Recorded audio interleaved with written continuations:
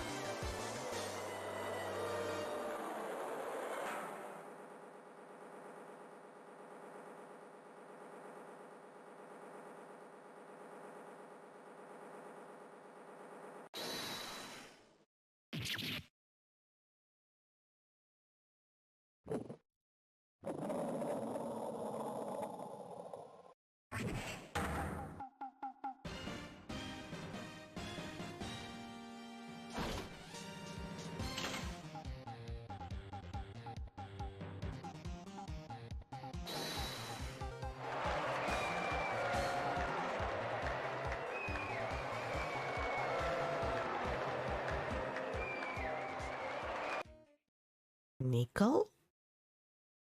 Why do you make a samurai out of nickel? Steel I get.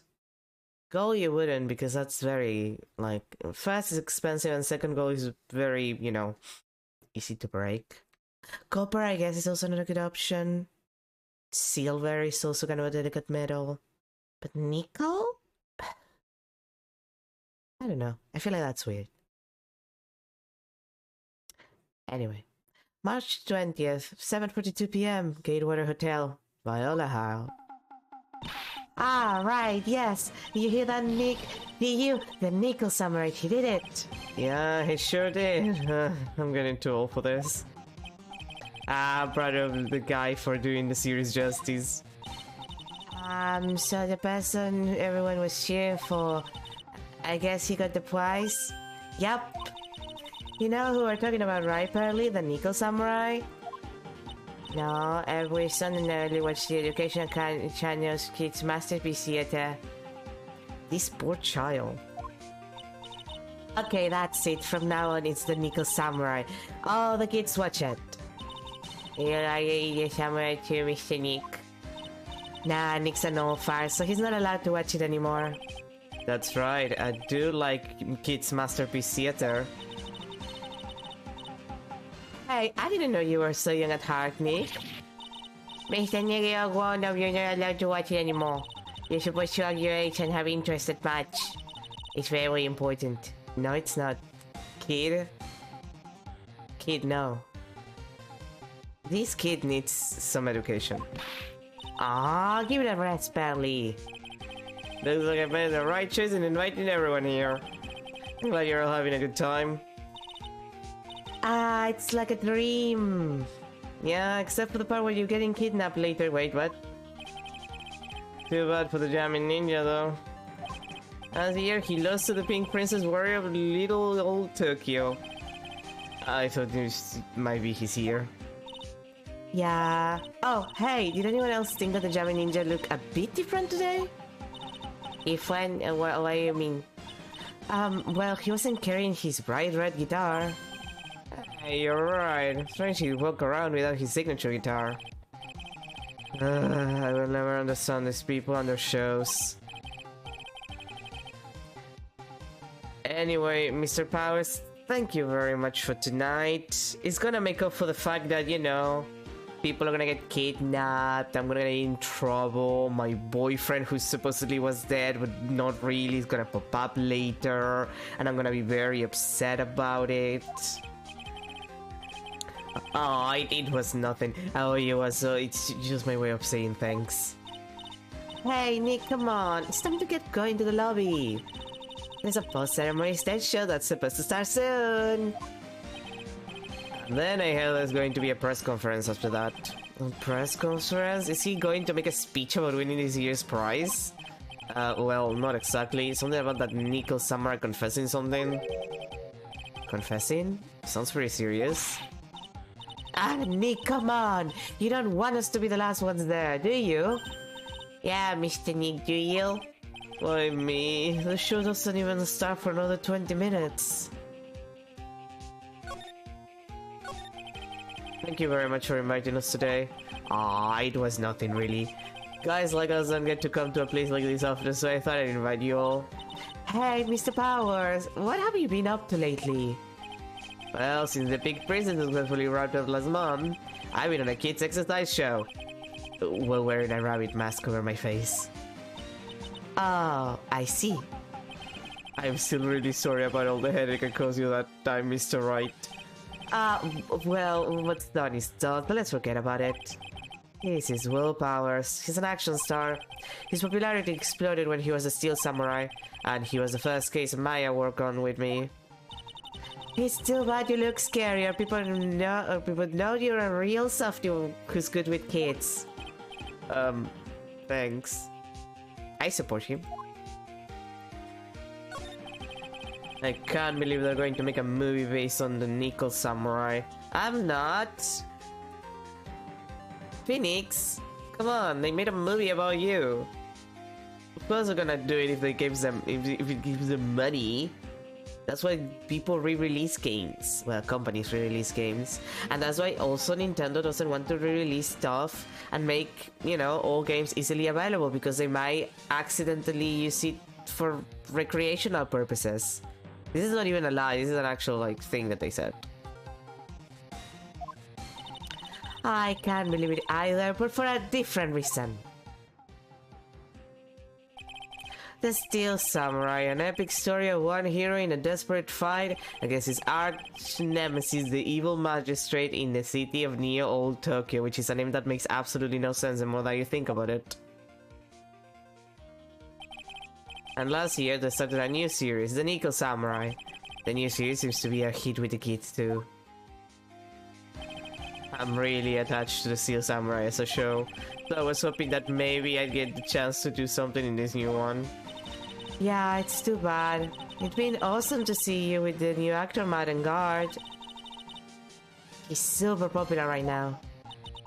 Mr. Guard. Looks like Pearl still doesn't know who he is.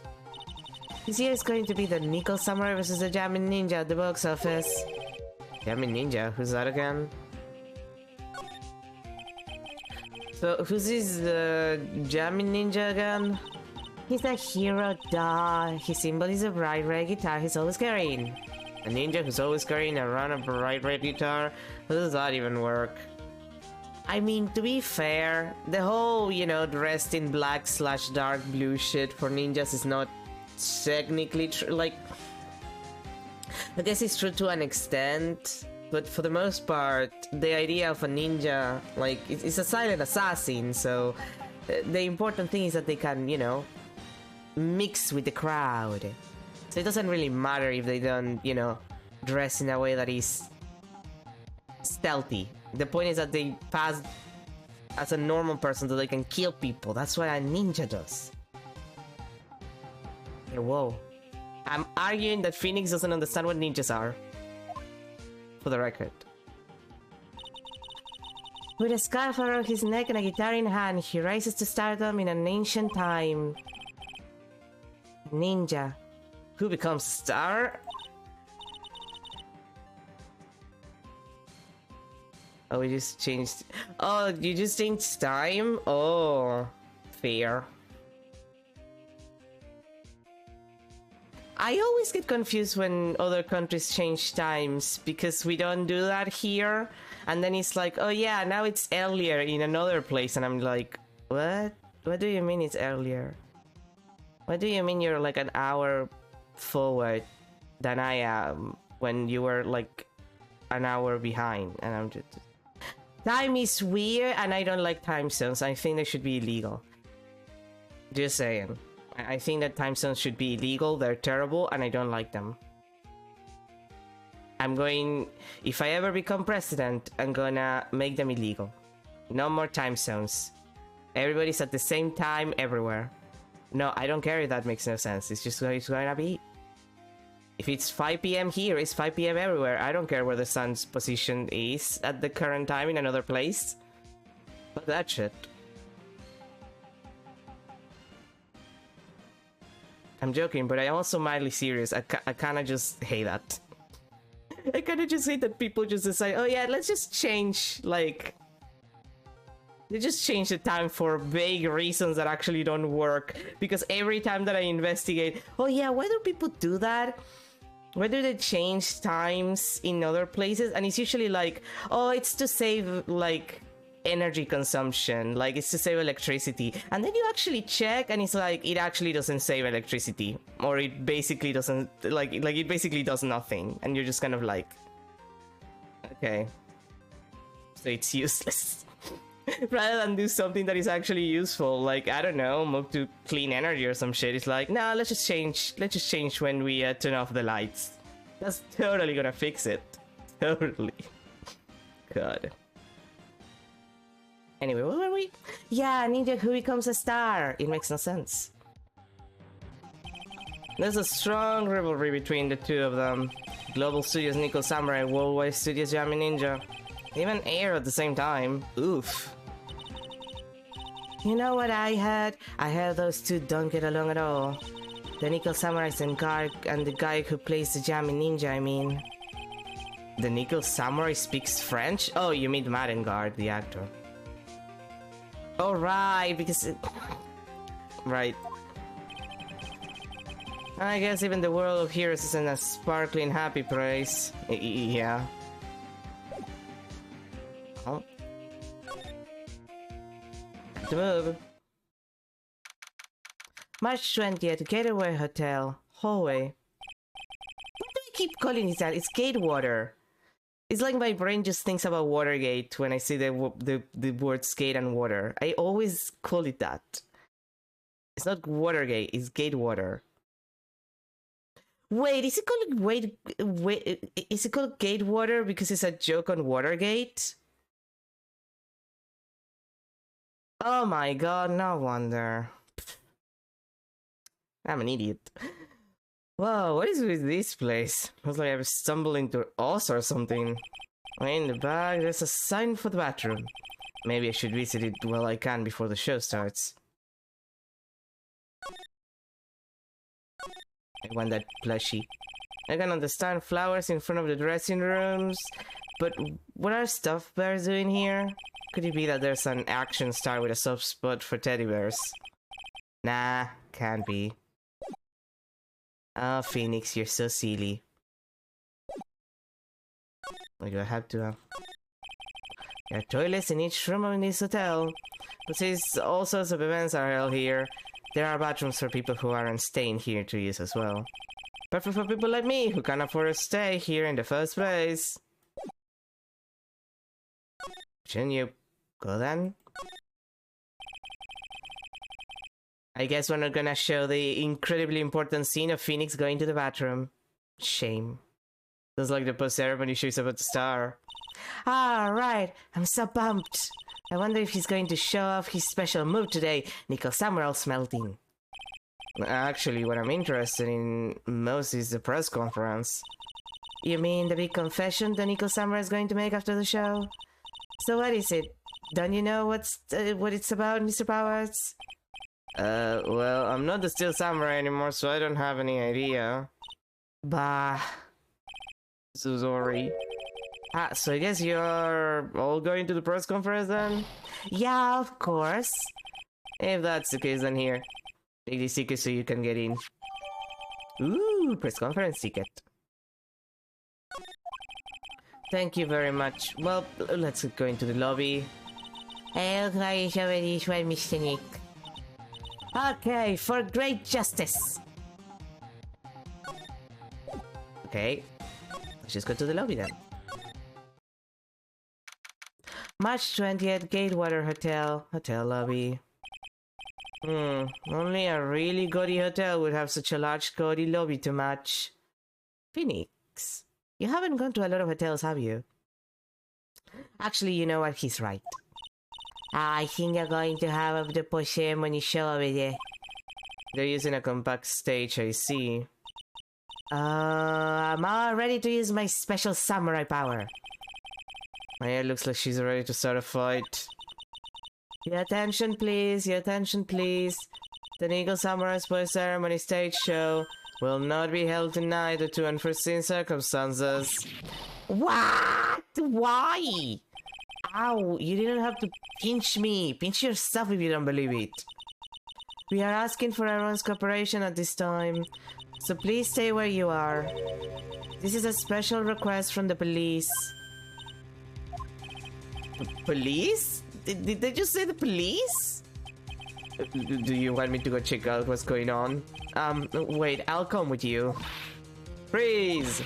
You two, didn't you hear the announcement just now? He just finished telling you not to move. That voice, I've heard that voice somewhere before. Honestly, youth these days can be better to listen to other people when they talk. Just the other day, it was the same thing. It was just God fucking damn it. She's so fast with this shit. Yeah, keep going. Yeah, come on. I forgot that she appeared immediately. This non-stop chatter. It can't be. Miss Olbag? What is it, you young whippersnappers? Do I know you? Wait, you! Your powers aren't you? Yeah, about what happened back then. You didn't even get nominated this year, did you? Ah, that's right, you're doing that cheerless exercise program trying to play nice. Yeah, that's me. Thankfully, I still have a job. I love that show, and you're a hoot! You're the Big Brother character, right? Yes, even with your face covered by a mask, I know. Oh, god damn it. I'm so tired of this woman. I wish she wasn't here. What are you doing here? Look at my uniform and tell me you can't tell I'm a member of security. With that outfit. Annoying noisy brats get the blaster.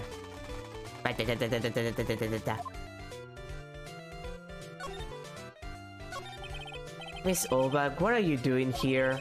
What happened to your position at Global Studios? Ah, that old place. Well, since that instant, they've been letting people go. When they cut the security team, I got the pink slip. What incident? What did you do? I didn't do anything, you young un... Then you remember that incident a year ago, when this lady got on the witness stand and testified. Yeah? And you, weren't you the one who was bullying me, this fragile girl at heart? I plead the fifth. But you know, I think maybe I rubbed the upper management the wrong way by testifying. Yes, that has to be it. Everything is all your fault. Me? I thought about being a bodyguard at first, after being under the old pinky. You? A bodyguard? Or your friend, that fiery good-looking guy with the red jacket and the ruffles? It's not red, it's maroon. Mr. Edward? But that sort of arrangement would be entirely too troublesome for me. That's what he said to me. That's what he said. Why did I ever do to deserve that? This is the worst. So did something happen? I don't have all the details, but it looks like another one of those incidents happened again. An incident? Like a murder kind of incident? Maybe. You see, I'm a bit of a devilish woman. So whenever I go, showers of blood are sure to follow. But you didn't know that. just noticed she has a ring on her finger. She's married. Technically.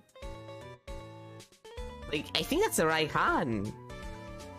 Wendy Oldbach was married. Or is married, at least.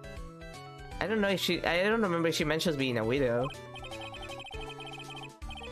Then shouldn't you quit being a security guard, at least for other people's sake?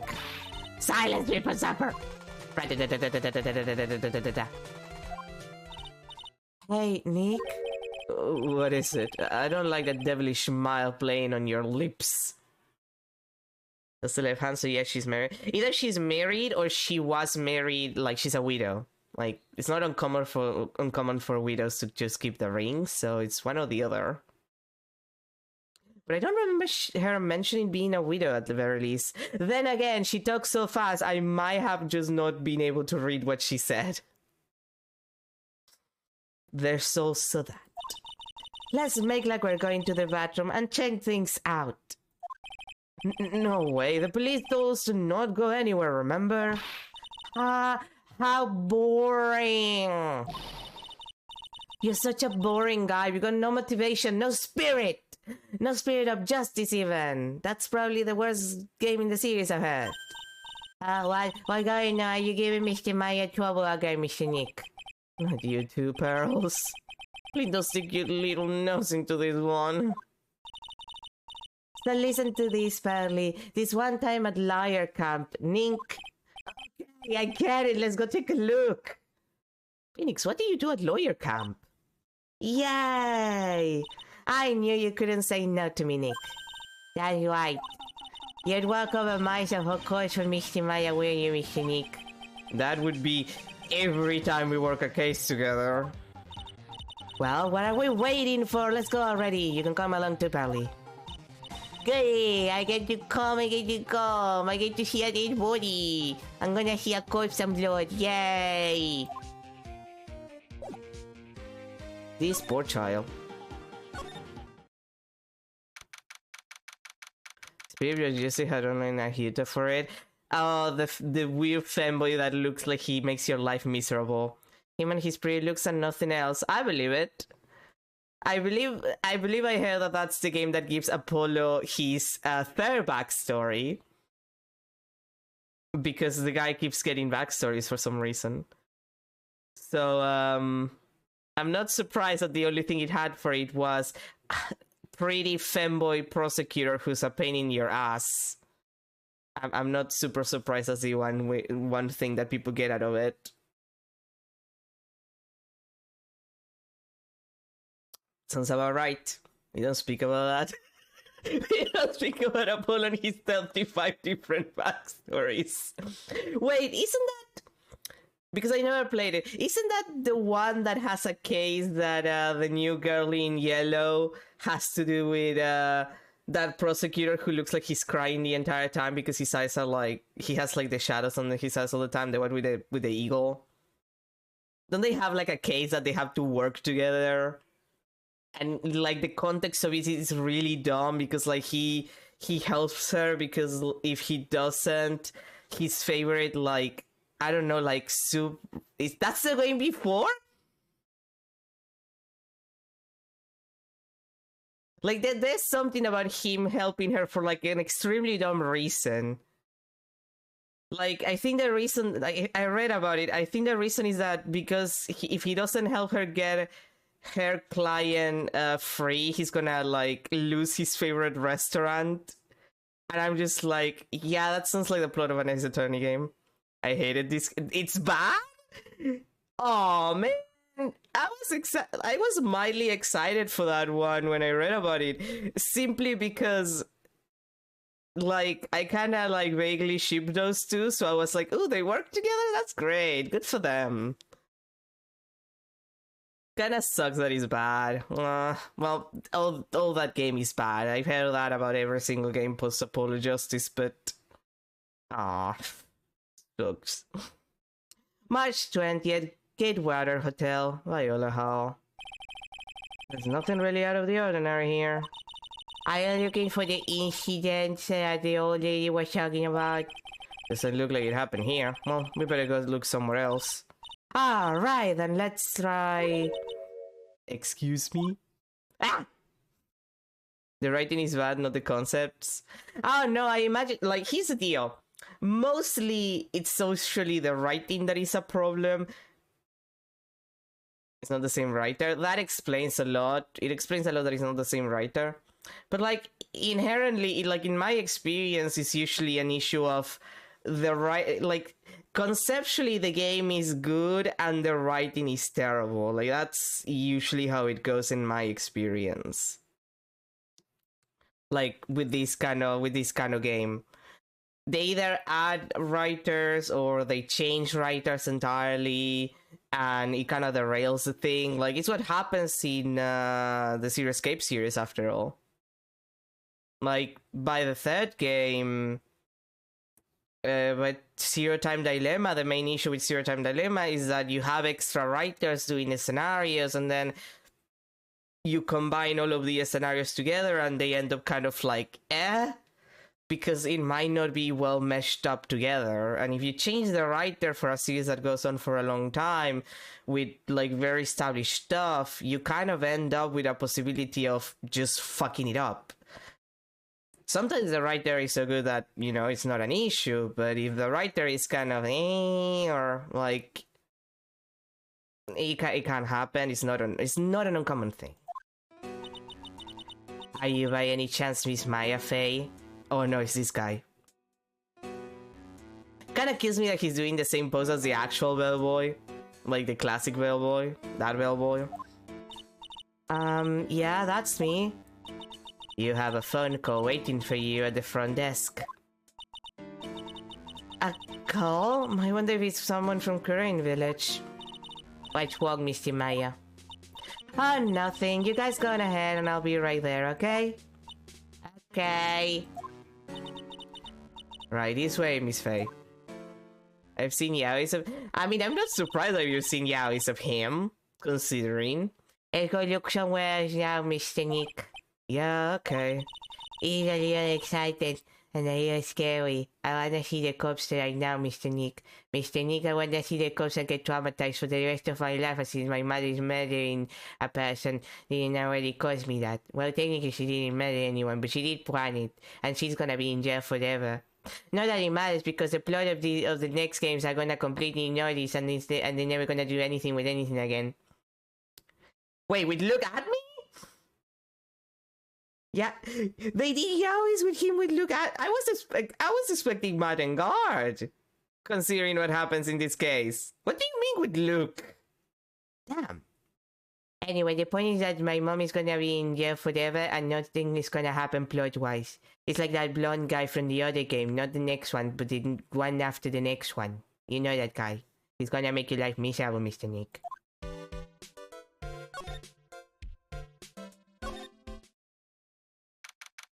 March 20th, Gatewater Hotel, hallway.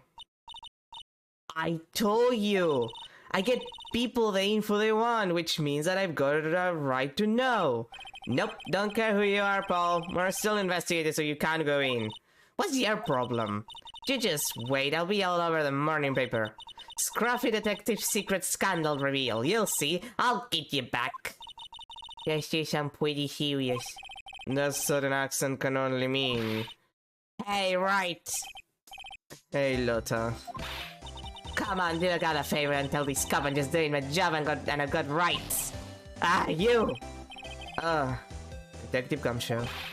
Hey, pal, help a guy out. Tell her that only the police are allowed here. This is the scene of a murder, so she should leave this to us pros. A murder? Can I see the cops right now? I want to see the cops right now. Mr. Gums... Mr. Detective Guns, I need to see the cops right now! I need to see the cops.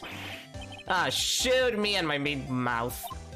See, I knew it, my best thing to tell me so. Well, it's just my gut. A murder, he said, and that's what it is. A genuine murder. Hey, wait!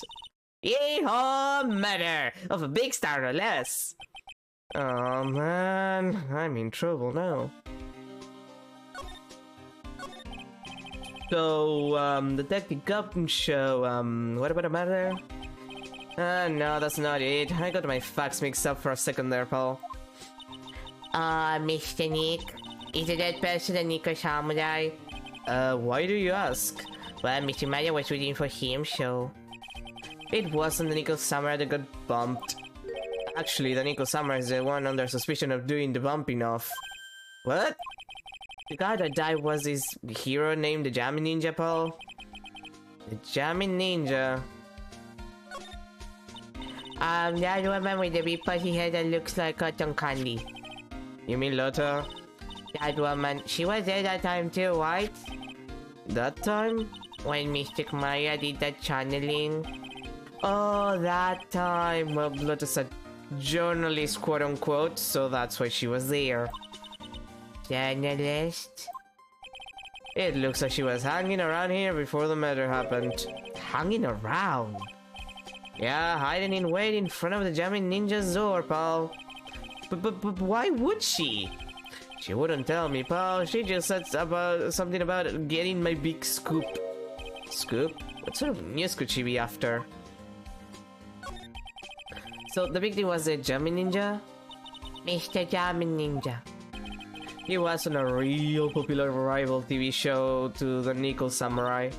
Oh, can I hear his corpse now? The big thing was the action star Juan Corrida.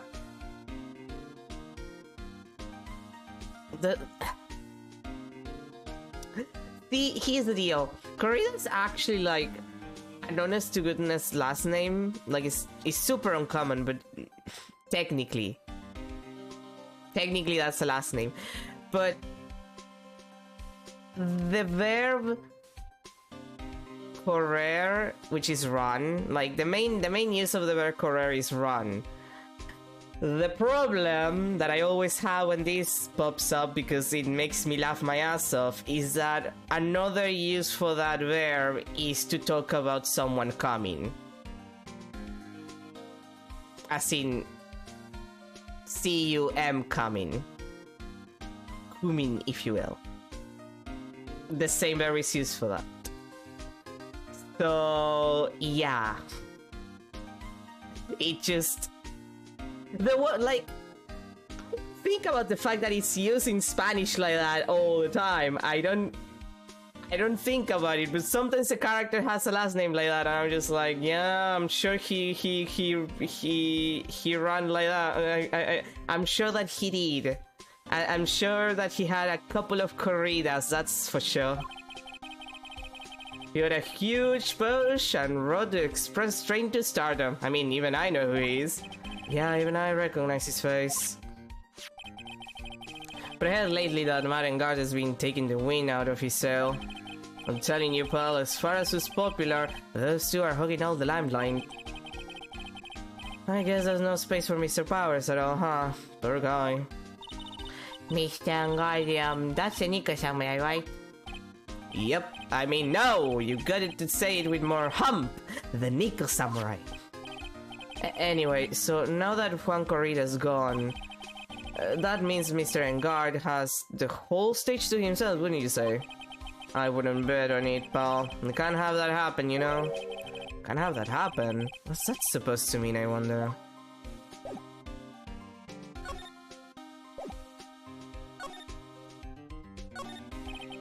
It's a piece of paper taped to the door that says Juan Corrida's room.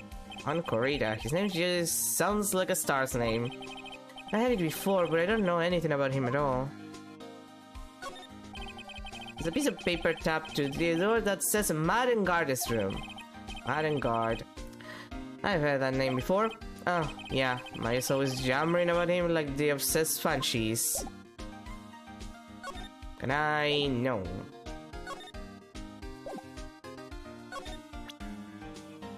Profiles? I think I had to present his profile, actually. The Nickel Samurai. He really took the Grand Prix tonight. He's a bit fond of his. Really? I'm sorry then. Why are you so weak? Marengard was just arrested, pal. On suspicion of murdering Juan Corrida. What? Can I see the corpse now? Why was Mr. Engard arrested? Sorry, Pop, that's not something I can tell you. We just started the investigation, so we don't want any leaks. Looks like yet another still samurai here is in hot water. Mr. Nick and Mr. Naya knew about this. Yeah, I know, she made me take this case. I know.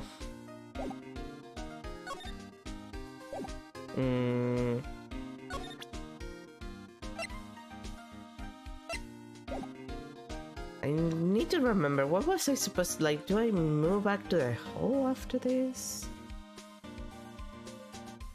I think I had to move to the hotel lobby, actually.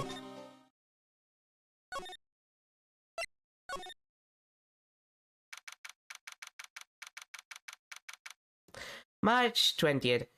Gatewater Hotel. Hotel lobby. Hey, so what's going on, Mr. Wright? It looks like Juan Corrida has been killed. Murder, if you will. What? Juan he's dead? It looks like he was murdered and a suspect was arrested. Oh, hi, Grim. That suspect is Mr. Madden Guard. You're joking, right? No, but they arrested the Nico Samurai on suspicion of murdering the Jamming Ninja because this series is hilariously silly. Not again, I feel sick. Again? Don't ask about it, Pearls. About a year ago, something like this happened, Pearls. I still can't believe. No way, Madwood. Currently still on my knees after finishing Limbus contest. Look, Grim, I'm not gonna lie. Between finishing Silent Hill 2 Remake, which it is inferior to the original and it doesn't have like any of the emotional like level that the original has, but like between that and finishing Kanto 7, literally several days of going to sleep crying my eyes out. Literally sobbing myself to sleep from the fifis. Which I'm trying to compartmentalize a lot of the fifis I'm having because they're very personal. But yeah, I'm still kind of like, what the fuck, you know? We're still there. Yeah, no, don't worry. Like, I'm not gonna lie beyond the fact that I just said what I said, which, true. But this literally elevated Dawn, who was in the lower tier of characters for me, to top 5. Yeah, no, I checked the ego lines to see if they changed it. Like, that was checked. I noticed that they changed. But literally, Dawn went from like super low end of the favorite scale, like super down there, to top 5. Low top 5, she's at 5 of the top 5, but she's at top 5, which she was like 9. And she was like 9 mostly because Otis continues to be the worst character at this point. She just annoys me so much at this point. That Otis is just like worst character to me currently. It's like, we get it, you're terrible. Like, thanks, Otis. Can you stop being racist to the vampires? I don't like that you're being racist to the vampires. Like, she just gets on my nerves. But yeah, no, absolute, like, I get it. Like, Grim, I'm there. Like, don't worry, I'm there. It's just literally sobbing my eyes out on occasion. Next to another cynic whose name is a fucking lie. I mean, someone pointed out that there's 3 characters who don't have like actual IDs on them and have like metal thingies with their name on it, and that's Dawn, Honglu, and Otis. Like, neither of them have IDs. Yeah, they have metal nameplates, which would imply that they actually don't have the names that they say they have. Yep. Makes sense.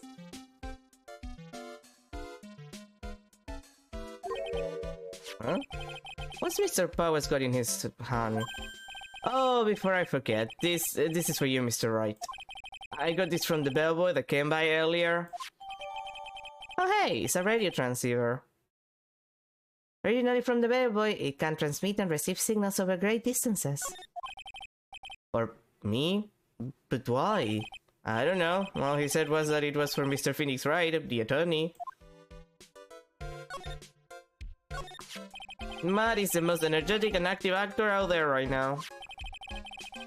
The Nickel Samurai really sealed his place as a pop idol, but he kept adding fuel to the fire of his rivalry with Han anyway. So that whatever I did, it's just Sancho. Like, here's the deal.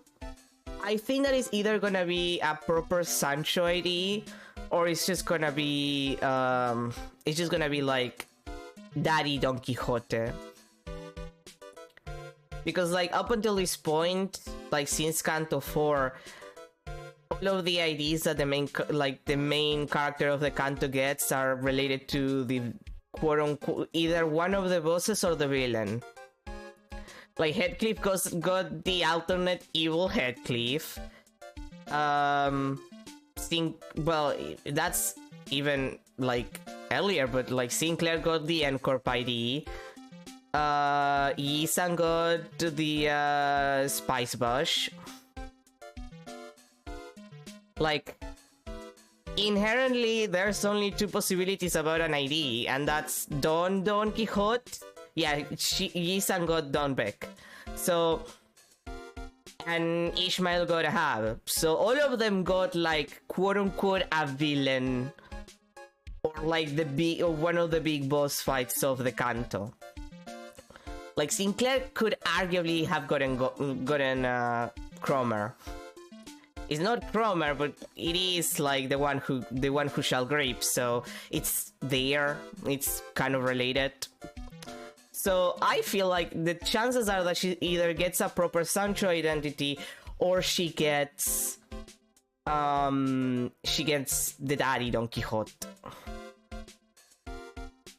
Yeah, no, it's gonna be. Don will get the windmill. I mean, I would pay to see Don getting the windmill, considering the implication that blood fiends, if they eat too much blood, at some point they can become giants with multiple arms that look like windmills. Like, what the fuck, Project Man? Oh yeah, no, either way, like, no matter which one of the two are, she's gonna go Psycho Mode, which is... like, it's gonna be great. Hey, Stefan, he's the Yami Ninja, right? Those two would butt heads over everything they could think of. But I'd say that Matt was the one who almost always came out on top. Yeah, some people only know how to relate to others by butting heads like a ram. Matt said that he'd take Matt on this time too, so he joined a rival TV show. I was the Yami Ninja. The stylish Nickel Samurai and the burning Yami Ninja. Well, things turned messy real fast with those two using their shows for their war. And the final tally, look around, it's pretty obvious how things ended up. Matt even won the Grand Prix this year. The final win over his rival, I guess.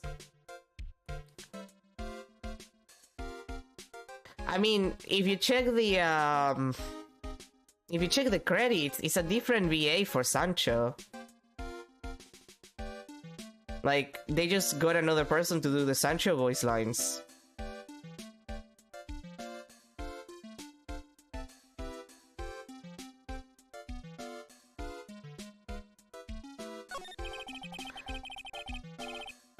Mr. Engard was going to hold a press conference, wasn't he? That's what I heard. Though if you wanted to get technical about it, it was the Nickel Samurai's conference. The Nickel Samurai's? Yeah, he was supposed to wear his costume and give the press conference that way. Yeah, that's why, if you check the Battle Pass, it makes sense that they did, like, a Sancho voice line set, like an announcer Sancho and a Don announcer. Which, to be fair, the Don announcer also has lines that imply that she's perfectly aware of her condition as a blood fiend. So it's different, but it's kind of still similar enough. Like, she talks about not wanting to get wet, for example.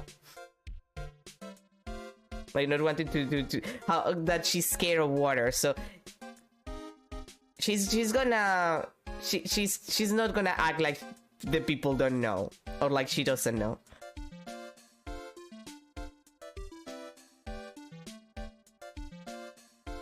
No, technically the onward order. The next one is Hesed.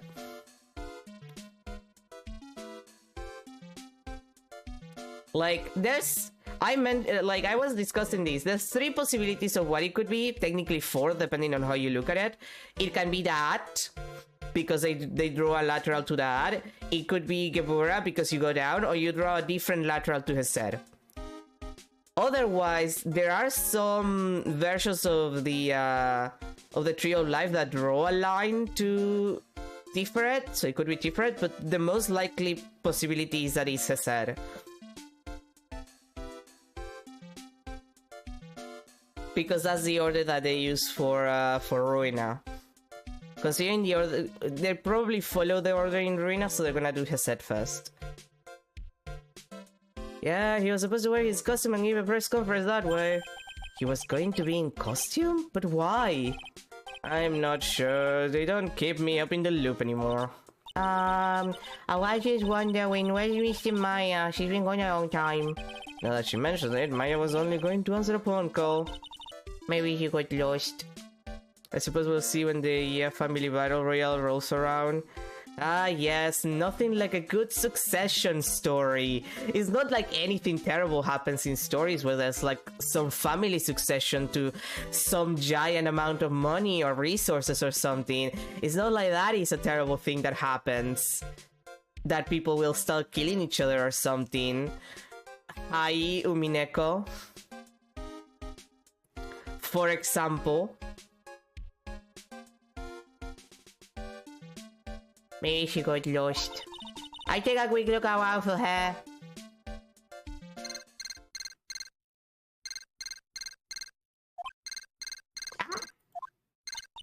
Why is it missing, Nick?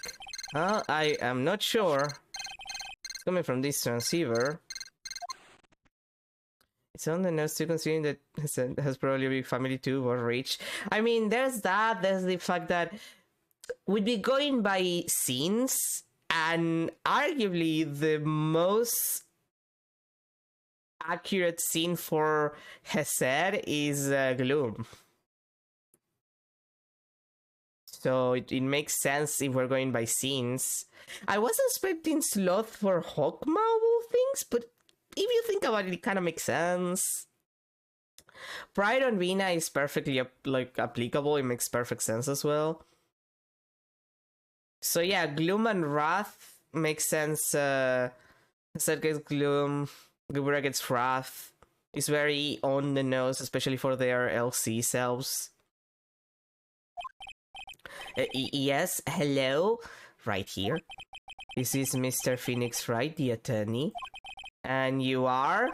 You don't need to know who I am. I think you have other things to be concerning yourself with. Such as... Help! Nick! It's Maya!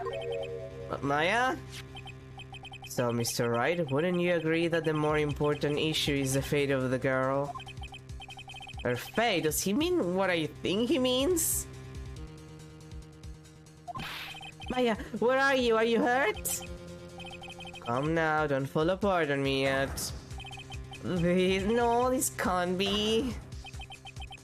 Now's the time. Now that I have your attention, Mr. Attorney, I have a modest proposal for you. If you do what I require, then I will return to you your valuable item unharmed. What is this called again in your fancy lawyer terms? Kidnapping for ransom.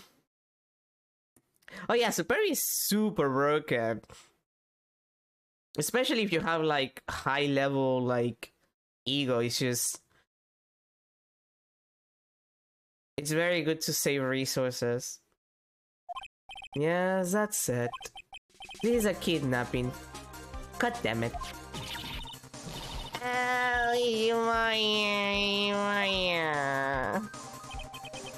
My side, everything's flooding away. Maya has been kidnapped. Are you there, Mr. Attorney? Are you there? How much? How much do you want? Very good, Mr. Attorney. I'm glad you have such a good grasp of the situation. Hurry up and state your condition and then return Maya. Money is not what I seek. What? What I want is a certain verdict. I would like a complete acquittal. Complete acquittal? What in the world have you done to need it? I am not the person you will be representing. What? You're currently at the Greatwater Hotel, are you not? And I know that a murder has just taken place there. And Corridor was killed and the suspect is mad and guard. You are, as expected, quite on top of things, Mr. Attorney. Now then, what I want is very simple. I want you to obtain a complete acquittal from Mad and Guard. Mad and Guard? But why? He did not kill anyone, I can attest to that. However what? However, someone is framing him for the murder. A very smart someone who is setting him up to take the fall. If I agree and do what he wants, can I believe he'll keep his end of the bargain? You are of course at liberty to take me at my word or not. However, there is one thing you can take as fact. Right now, your very precious item is with me in my possession. Help! Nick! Oh yeah. You have 2 days. Of course, tonight he will be in questioning with the police. The trial is in 2 days. At that trial, you will win a not guilty verdict. Remember, you only have one chance. One chance, Mr. Attorney. One? You expect me to get a not guilty verdict in one... a not guilty in one trial day? Yes, exactly. I don't believe I was wrong in choosing you, so don't let me down. Oh, yes, that's right. Now that I am playing the role of the kidnapper, I can't pass up this chance to say. And don't even think about calling the cops. Not great, but you get the idea. Damn it! Who the hell are you? Very well, I'll tell you that much. My name is... the Killer. They had to give him that name. Free Garden of Thorns, free Blind Obsession. Like, there's a lot of free... I never remember the name of that one, but like the one with the throne. Like, there's a lot of ego that is really useful, that is very costly. That is just like, yeah, just give me Superior for this turn. Like, that's enough. I need it. Free Mr. Salt. That is true. Like, you get a lot of good shit.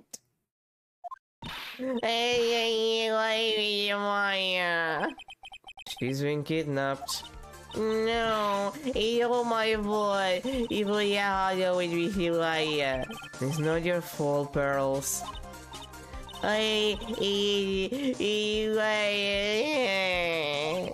Mr. Wright, I think we should tell the police what's going on. No, we can't do that. If we do, who knows what will happen to Maya? The guy is named the Killer. He's definitely a killer by the name alone. Free General Mirkala. Okay, but like, Mirkala is not super useful yet for Dawn or for Mersol because they don't have an ID that really like abuses it as much as they should. The second we get like Bloodfiend IDs for those two, like, we're fine. That shit is gonna be extremely good. But we kinda need to get the IDs, in my opinion. Hey, what about the detective we saw earlier? Detective, come show. Yes, that's it. Wait here, and I'll be right back. Alright, I'll take care of her while you're away. Thanks. What? Ransom? Shh, not so loud. The ransom is complete acquittal for Madden Guard.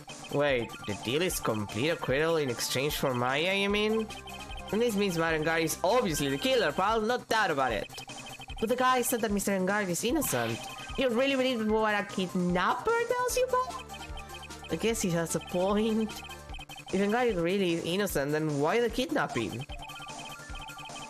And on top of everything else, there's all this evidence we keep finding.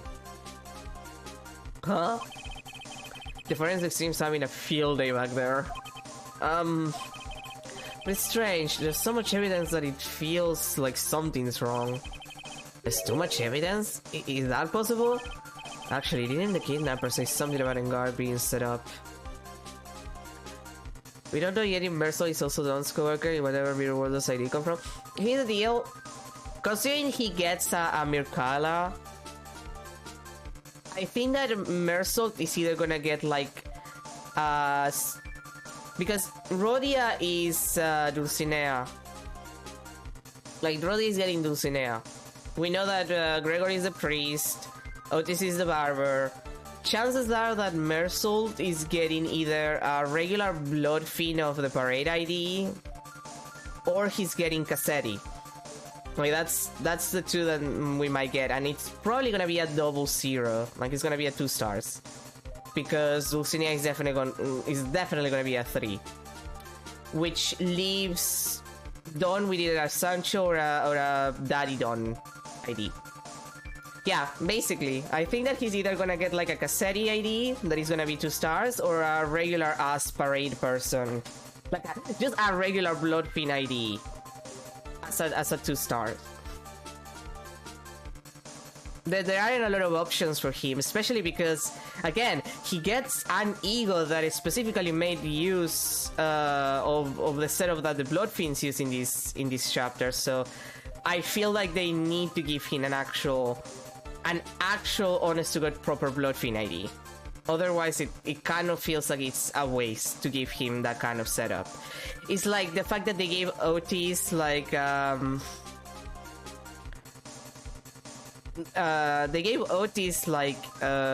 charged ego before they gave her a charge ID. So, you know. Actually, didn't the kidnapper say something about Enguard being set up? Anyway, looks like you won't be living here tonight, pal. Just sit tight and cooperate with the investigation. Tomorrow you can start yours. Alright. Isn't there another way? We also got to be careful about pushing the kidnapper the wrong way. You're right. The blood freezing mechanic is very fun. It's a very developed lead teams to ramp up. I've noticed, like, I'm not gonna lie, I got Otis, and Otis is pretty fun to play with. Like, I'm really excited to, like, I like bleed teams, so I'm actually pretty excited about having more options for bleed. And they are pretty fun. Setting them all together is gonna be pretty interesting. Once all of them get released. Date, question mark, question mark, question mark. Time, question mark, question mark, question mark. Location, question mark, question mark, question mark. Oh, my head.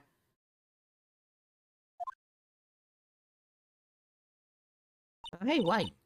Where am I? I wonder if I'm still in that hotel.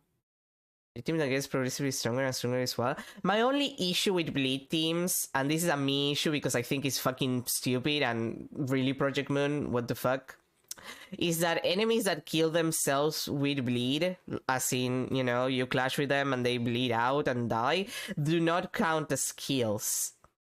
Like, if you kill an enemy, if they self-kill by just the amount of bleed that they have, like, it doesn't count as a kill for you. So if you're trying to complete like any kind of like, oh, you have to eliminate this amount of enemies in like the daily or the weekly or whatever, it doesn't count. You have to do it with a team that doesn't do bleed. And that's bullshit. And it has been like that the entire time. It does the same with Burn and with Rapture, for the record. And it fucking sucks. I fucking hate that the game does not count that as a kill for me. When, like, I don't know, game, but I didn't apply the bleed. That bleed is 100% mine. What happened to me? Nick? Barely. Come on, you guys, this isn't funny anymore. Okay. I see you have awoken. Ah. Who are you? Me? I am known as the killer. The killer? You mean like an assassin? I'm too young to die. Don't worry. You are not my target. For now, anyway. Nick, where are you? Help me. Yes, that's right. Only one person can save you now, and that is Mr. Phoenix Wright. I just noticed that his monocle is connected to his earring. That is the most gay old man thing in the fucking world. Like, yeah, I'm gay, I'm an old man, so I wear a monocle and it's connected to my fucking earring. Would you look at that? Huh? What? Nick's going to save me? Calm down and be a good girl. Think of this as a business transaction. A business transaction?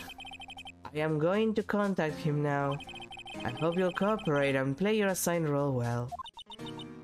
Nick, what's going to happen to me? Nick, Pearly. Yes.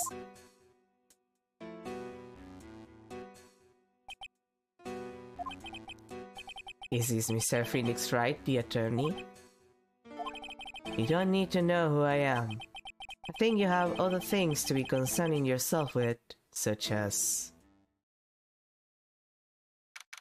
March 21st, 8:11 AM, Wright and Co. Law Offices.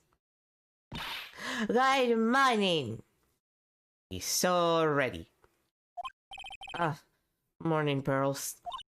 Mr. Nick, come on, let's hurry and go see Mr. Engard. We have to wait a bit, Pearls. Visiting hours don't start until 9 AM, so... Oh, I see. Mystic Maya, if only I had gone with you. Poor Pearls. It's been like this since last night. You managed to get home somehow yesterday evening. That's Detective Gunsham gently holding her by the hand and leading her here. But by the looks of it, I don't think Pearls got any sleep at all last night. Hey, Nick, Mr. Maya, she's alright, right? Yeah, she's alright. Either way, I'm going to save her. You can't trust me on that. Yeah. I'm only able to say this column collected because Pearls is doing the crying for the both of us. Let's just go to the detention center. March 21st, 8:57 AM, detention center, visitors room. We couldn't wait for visiting hours to start, so Pearls and I came down here early to visit one nickel samurai charged with the murder of the jamming ninja. He's so stupid looking. Good morning. How are you today? I know the situation might be a little tough for you. Where? Oh, sorry, dude. I already signed up. Excuse me? I already have life insurance. I signed up a long time ago, cause my job is, you know. Oh, no. We're not insurance salespeople. Really? Dude, I really don't need that right now either. Huh? Fire extinguishers. I mean, this building isn't my house, so... No, we're not here to sell you fire extinguishers either. I'm a lawyer. My name is Phoenix Wright. A lawyer? Hold on a sec. I'm gonna ask my manager, okay? Nika Samurai sure is a strange person, isn't he? I think strange is an understatement. Sorry about that. You're just in time. My? Huh? You're a liar, dude, right? My manager's looking for a good one right now, so how about it? Mr. Nick, here's a chance. I have to make him let me take his case. I have to. Sorry to intrude, but I would like to ask you a few personal questions. That's okay, but dude, my autobiography is coming out soon, so... if I say stuff without the publisher's approval, then I'm gonna be in real hot water.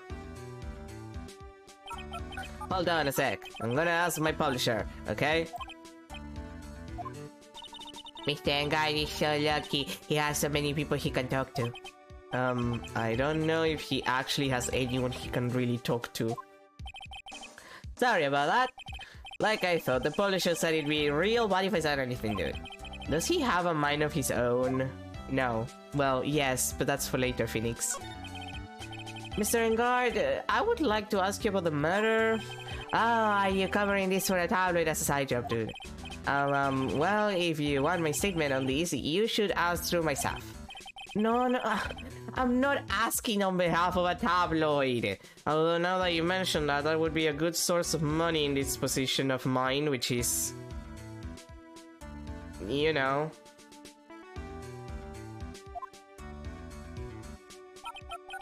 Hold on a sec, I'm gonna ask the president of the studio, okay? Is he alright, Mr. Nick? If we're talking about Mr. Engard's brain here, I wouldn't put my money on it. Sorry about that. The studio president said, even Neo Mount Fuji itself knows that I'm not the murderer. Mr. Nick, what's Neo Mount Fuji? It's a mountain in the city of Neo, Tokyo, the city that Nickel Samurai protects. He's a fucking idiot. Conference. I need to present that on the radio transceiver, I believe. What's that? It's a ticket for the press conference. You were going to give one after winning the Grand Prix, right? Ah, me? Yes, while you were in costume, no less. I never heard of anything like that, dude. I only heard about the stage show. I always leave that kind of stuff to my manager. You didn't know? That's odd. Mr. Nick, what are you going to do with that? I don't know yet, but I figured I could at least show it to him. Is that a transceiver? Hey, it looks like a real nice one too. I got it as a present from someone. Interesting. I've also been instructed to take your case. Is that what you heard from the transceiver? Yes. Dude, that's terrible. Don't let some disembodied voice boss you around. It's coming from a man with a cell phone on his wrist. Well, dude, I think it's about time for me to get going. Please, wait! I really need to take your case. There's always other people in need of a lawyer, right? Want me to introduce you to a few? Please let Mr. Nick represent you. Man, oh man, lawyers these days, now you don't use kids to bullying clients too. If you don't take me as your lawyer, then the killer is going to... Wait, what did you just say? The killer? The killer? What's he doing? He looks like he's mulling something over. Alright, dude, I accept your terms. Huh?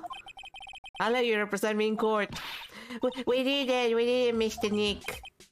Yeah. I don't feel any better for it. But he doesn't look too happy either. Go ahead, ask me anything. I'll help out as much as I can. Man, I thank my lucky stars that people know my name. Well, you're quite a hero and you're in the national spotlight.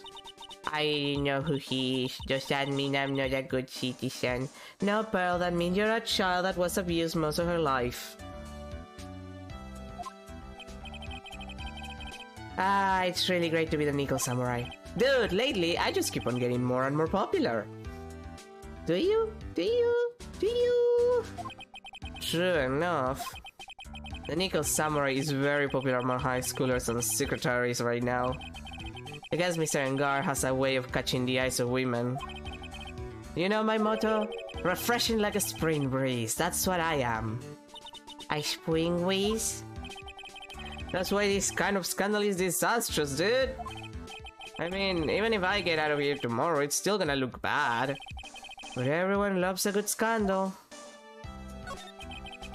Can you tell me about your activities last night? After I got the award, I took a break and went back to my room. I had that post-ceremony stage show to do, so I was in my Nickel Samurai costume. And you were alone the entire time. My manager was running around being busy, so yeah. Because of the press conference you were supposed to hold after the show. I told you, dude, I have no idea about any press conference, alright? That's strange. I thought the Nickel Samurai was going to confess something. Anyway, when I was leaving my room, that's when I noticed it was kinda noisy. Mr. Corrida was already dead at the time. Yeah, that's what I got anyway from a manager. I'm beginning to gather that this guy can do a thing on his own. And that's when the detective in the green coat showed up. He searched me, and then out of the blue, the dude arrested me. About you and the big team, Mr. Juan Corrida, what sort of, That's got nothing to do with anything, dude. Man, with that face of his, you can't even tell if he's the same age as me. And he wanted to try to make a Jammy Ninja movie, even though we all know it failed. Nico Summer still won in the end, right? Yeah, I took the Grand Prix by storm. So why would I, the winner, have any reason to kill the guy anyway? You'd think it'd be the other way around, you know? Do you know why you were arrested? You know, considering the murder thing? I guess maybe my full body search went badly. Did they find something on you? They found a button from the Jammy Ninja costume. A button? I don't get it either. It was caught in the pleats of my samurai pants or hakama. Ah. Dude, I really think someone planted it there though, I'm serious. I wonder if that's what really happened. I guess it's about all I'm going to get out of him. Mr. Nick? Yeah? Let's ask one last thing. Let's test Mr. Engar to see if he really is innocent or not. We can do that? Yes? Here he is. I use Magatama, right! I got the gimmick in this game after all. He won't be able to hide any secrets from you, Mr. Nick. I'm sure of it. I get it. Mr. Engard, I'd like to ask you one more question. Please answer me honestly. What is it, dude? Did you kill Mr. Juan Corrida? Please put the phone away and answer this question yourself. Alright, so just so we're clear, dude. I didn't kill anyone, and that includes Juan Corrida, okay?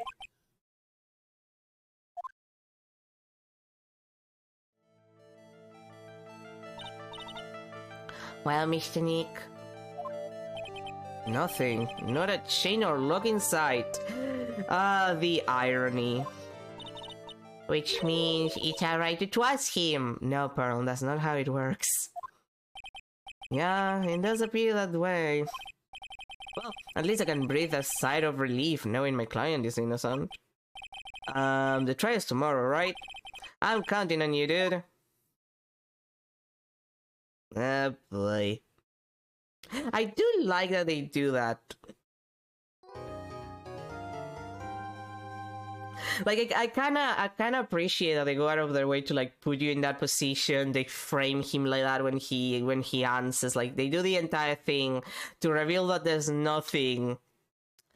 And then you realize later that he's not lying, but he's lying by omission, basically. And that's my favorite thing about stories of this kind. Where, like, you know that there's something weird, and you don't really know until the end, until you actually figure it out. But there is this sense of, like, there's something you're not telling me. There's something here. And then you figure out that it's lies by omissions. Like, they're telling the truth, but the truth is said in such a way that they have the ability to lie about what they're saying in a way.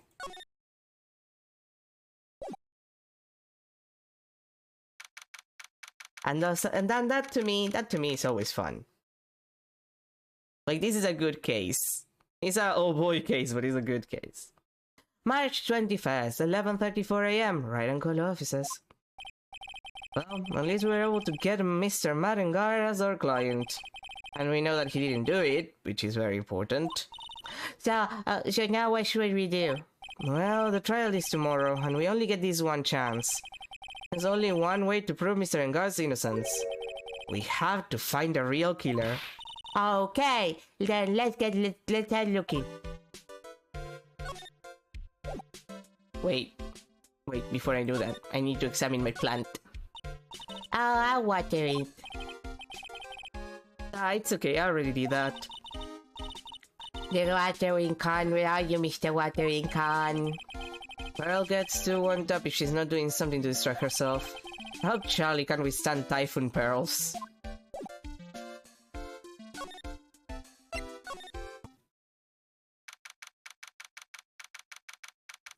March 21st, Gatewater Hotel. Hotel lobby. Hey! What do you think you're doing? You can't come in without. Good morning. Down is you! What is going on around here? I heard poor Krang was killed. Is that true? It's a bad rerun is what it is. Another still samurai doing the most evil of deeds. You know, that's not entirely... we know that I was a huge fan of once. Why do all the stars I'm interested in drop one by one like flies? Do you actually want me to answer that for you, old man? It's always been that way, ever since I was a little girl. Wait, they call you Queen Reaper? Actually, I wanted to ask you about the murder and what happened. Don't push me, boy. Mr. Nick, I couldn't hear everything she said because she was talking too fast. Miss Olbar, could you please speak a little slower? Don't boss me around, you spiky hair smarty pants!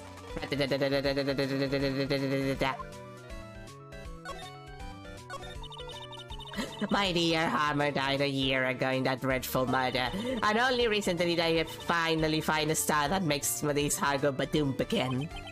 I don't know what to say, except you. I ask you, why does every star I cheer for always end up kicking the bucket? I'd watch your words. No one's going to get away with saying anything bad about my hand. But I haven't said anything. Well, I don't believe a word that woman says anyway. Huh? What woman? That irritating backwater girl with the afro and the horrible country accent.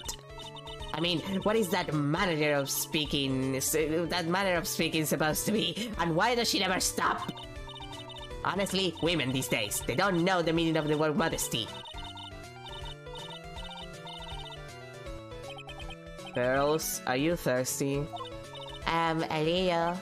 Okay, I'll go get you some juice or something. Thank you very much. Hey, are you paying attention? Young guns today. I'm guessing Miss Olbach heard everything from Loda. I want to ask you about what happened around the time of the murder. I don't know anything about that. I was here getting ready. Getting ready for what? The show, of course. Well, and the press conference afterwards. Cue my mysterious music for the magical press conference. Anyway, I don't know anything about the murder. I see. But if you're talking about what I saw, that's different. I saw it very clearly. What? I saw the most important moment of the night. The most important moment? You don't mean... so now you treat me with respect, you disrespectful child. When you speak to your elders, you should always be polite. Really, kids these days. Please tell me, what do you see? Oh god fucking damn it, old bag. 4? The murder last night was gruesome, wasn't it? But then, what murder isn't?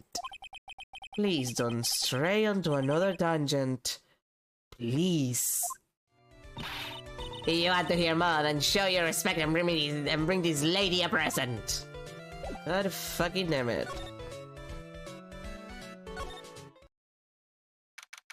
March 21st, Gatewater Hotel, Viola Hall. Looks like the investigation is still in full swing, so much so that they haven't cleaned all of the food from the tables. I wonder if I can eat that day-old food. It's only a day old! It's still fresh. The hotel staff and the police are running around like a bunch of headless chickens. I wonder if we can do any investigating in this kind of atmosphere. Well, I'm got to roll up the sleeves and try, I guess. Like, look at this shit. This is probably still fresh.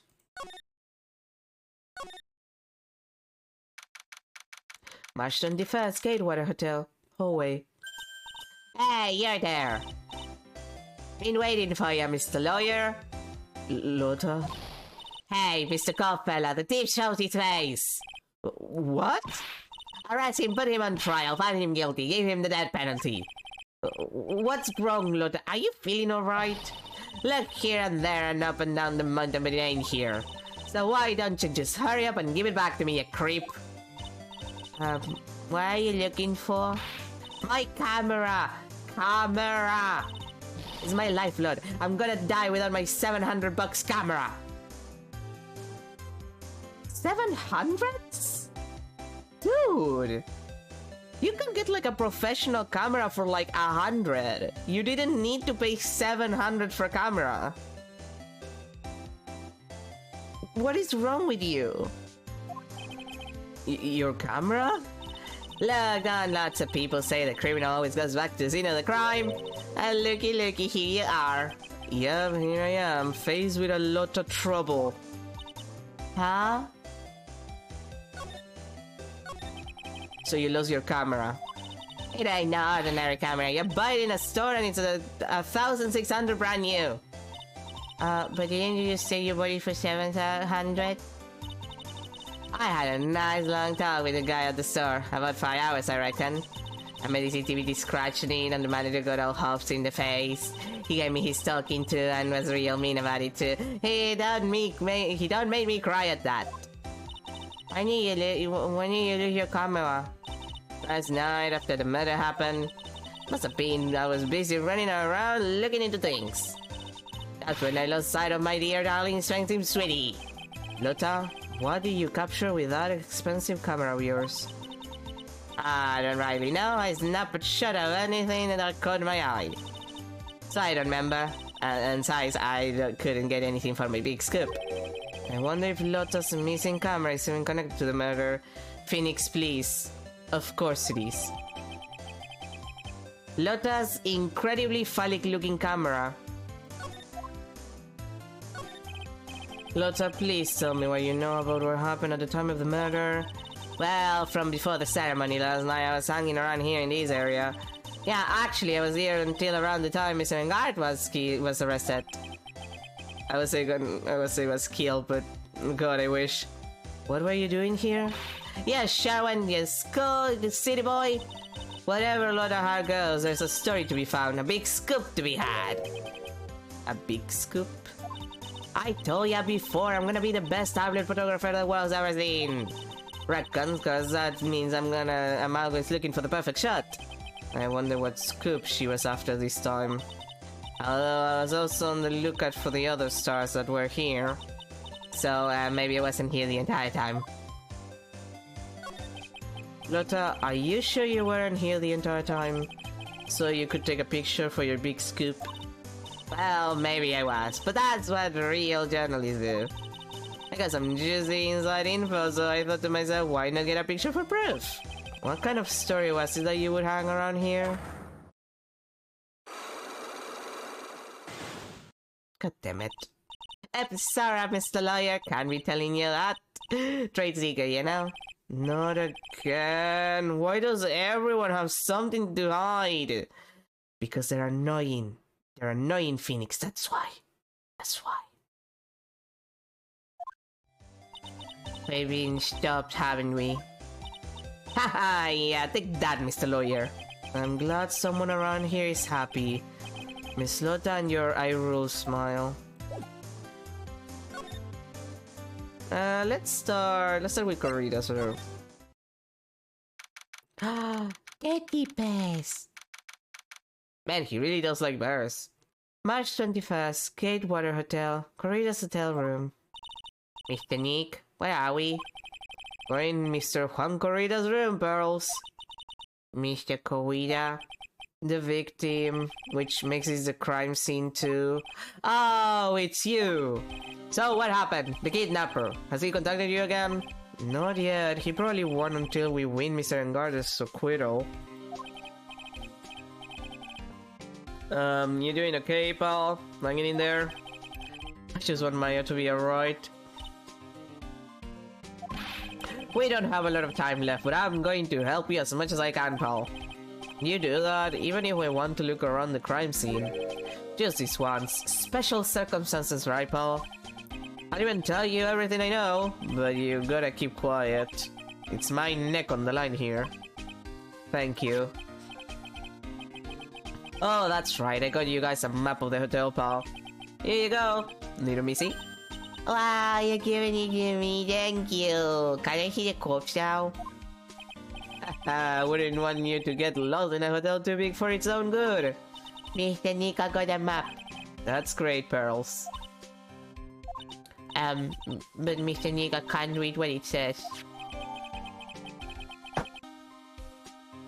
Damn. I'm sorry if you heard that. Someone closed a door extremely loudly for some god-awful reason. Do you know what was the cause of death?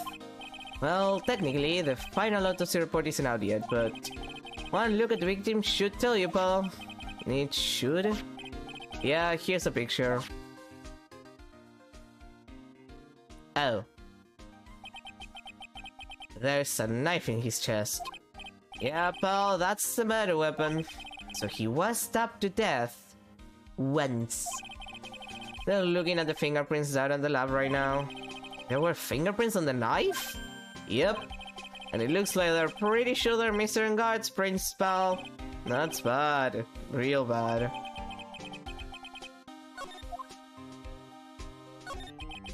Why was Mr. Engard arrested? Because we had evidence on him. Evidence? It looks like the victim Hunkarita really put up a big fight.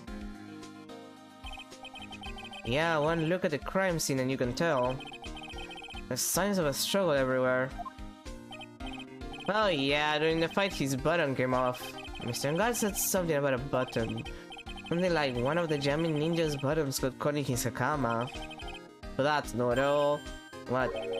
There was a witness, pal. A witness? Who is it? That lady, Miss Allbag. Please, anyone but her. The prosecution has plenty of evidence to make a solid case. Not to mention there's something around where the Vic was that's a little off. Something that's a little off? Saying that's for you to figure out, pal. Why? Let's try to figure it out, Mr. Nick. Okay, fine. There are all sorts of things in this refrigerator. The coward juice bottle and the tomato juice bottle are both empty. Empty? It's so much of a hassle to throw them away, I guess. They're all vegetable juices. I guess he must have been a real health nut. Oh, there's a beet, some ketchup, and a bottle of strawberry jam too. Maybe red was his favorite color? Wow, there's a lot of bears. Alarm clock ones, collector's editions, stuffed teddies, plastic models, a giant bear that might be like, you know, a real one. They just, you know, what's the word in English? Embalming, like they embalmed. It's pretty overwhelming. Is there a kind of bear he doesn't have? There's even a few in the trash can. Yeah, I get the feeling maybe the guy didn't really like bears. Or teddies. It's hard to bear with all these problems. Growl. Ha ha ha ha ha ha ha ha ha ha ha ha. I don't think I want to bear with the trauma the last case caused me. Which one, Mr. Nick? I don't want to talk about it, Pearls. It's so messy here. Pearls really likes things neat and tidy, I take it. Yeah, a lot of electronic things in here that I've never seen before. Hey, Mr. Nick, tell me what they are, pretty please. Okay, that over there is a watch. You wear it on your wrist. I know what a watch is. Oops. For a second there, I forgot I was talking with a Pearls. I was talking with Pearls, not Maya. Oopsie. A suitcase. There are so many things in it that I bet it barely closes. There's his clothes, a dryer, an electric shaver, a calculator. Do all stars pack too much stuff like Mr. Koida? Probably not. Okay. I think we checked everything here that matters.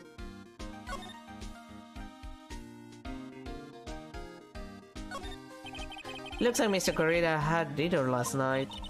Each bottle is tomato juice. They had a lot of food at the awards show last night, but I wonder if the stars had gone on stage after only eating a meager meal like this.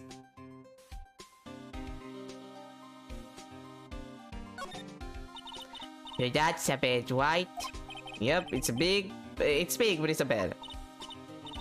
Ah, Mr. Nick is so soft. Big beds must be a rarity for her. Oh. It's a beautiful wine glass and there's tomato juice in it. Tomato juice. I don't really like it much. There's a bottle of it on the table over there. That's probably where this came from. But doesn't it seem weird? What seems weird? I mean, everything else is scattered all over the floor. She's right, and the flower vase was broken and the makeup is thrown everywhere. Why is it was the only thing that still are white? Excellent question. Bottles of cosmetics are scattered all over the floor. This is probably where Mr. Corrida fought his assailant. Where did Bishop Gouache from? A flower vase, maybe? There are flowers on the floor, but I don't know what they are. You don't know much about flowers, do you, Mr. Nick? No. This is a guitar case, I guess. A little bit up, but still usable. That's strange, the guitar is not here. Maybe he forgot to bring it to the show? But Mystic Maya, she said the white gray guitar was a Yami Ninja signature item. That's true. Huh. This guitar case is wet, but it's only wet on the top of the lid. Yeah, there's no water inside the case. This is water, isn't it?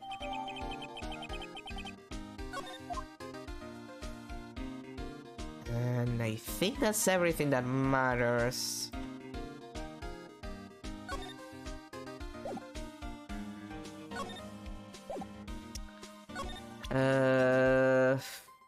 What was it that I had to present to you? Was it the glass or the... I think it was the glass. So about this wine glass... Ah, so you noticed it, pal. The whole crime scene was a mess, but this glass was the only thing that wasn't touched. You noticed that too, Detective Gumshoe? No, actually Miss Von Karma noticed it first. Yeah, Pearls noticed it before me too. Hey, wait a minute! So, does that mean Miss Von Karma's here at the hotel? Yeah, she's around. Man, you're going to be in so much trouble, pal. Especially if she catches you here. Well, you can bet the instant I see her, I'll be running the 1,000-meter dash.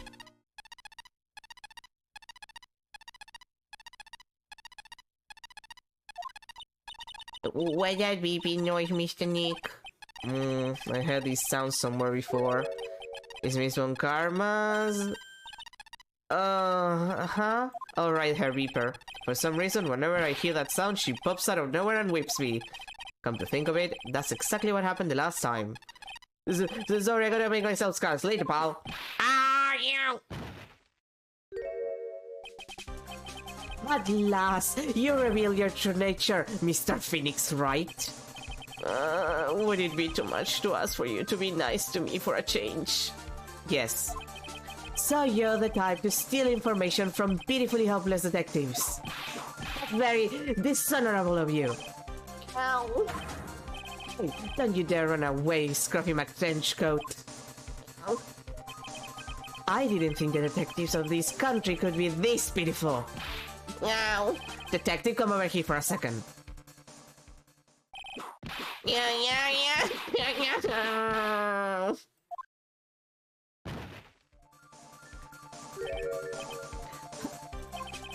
I feel better knowing at least you were man enough to face your punishment. He was so scared he just froze up on the spot. Mr. Phoenix Wright. You have soiled my perfect prosecution record. I'll never forget that. Are you gonna kill me just like your dad killed a man because of it? Just asking. This time, victory is mine. Victory is yours? Is that all this means to you? What? You know, I'm just asking, is that what all this means to you? Come, Scruffy! The investigation briefing is about to begin.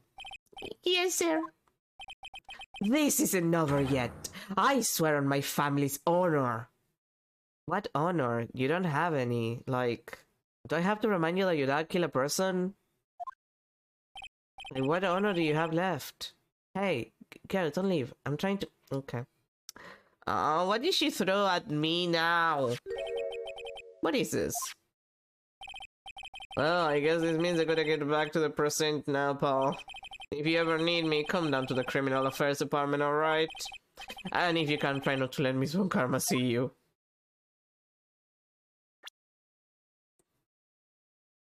Oh, really? I don't get the item?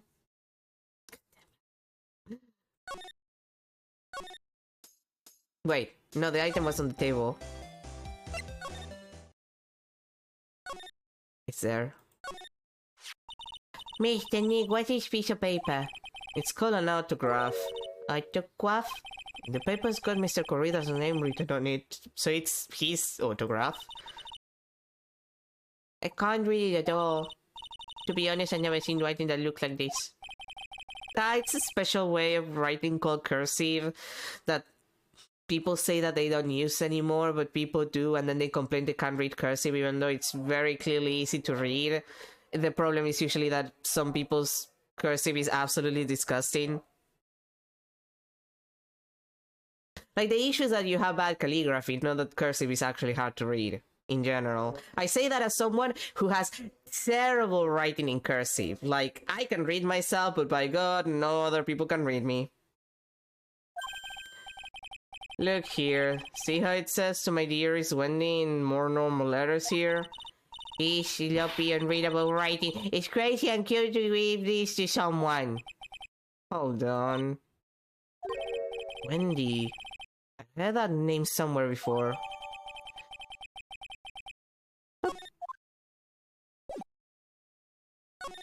Now we can move on. Not you.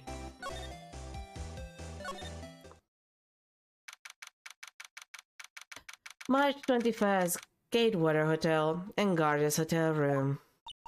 Where that we? We're in Mr. Madden Garda's dressing room. This is our client's room.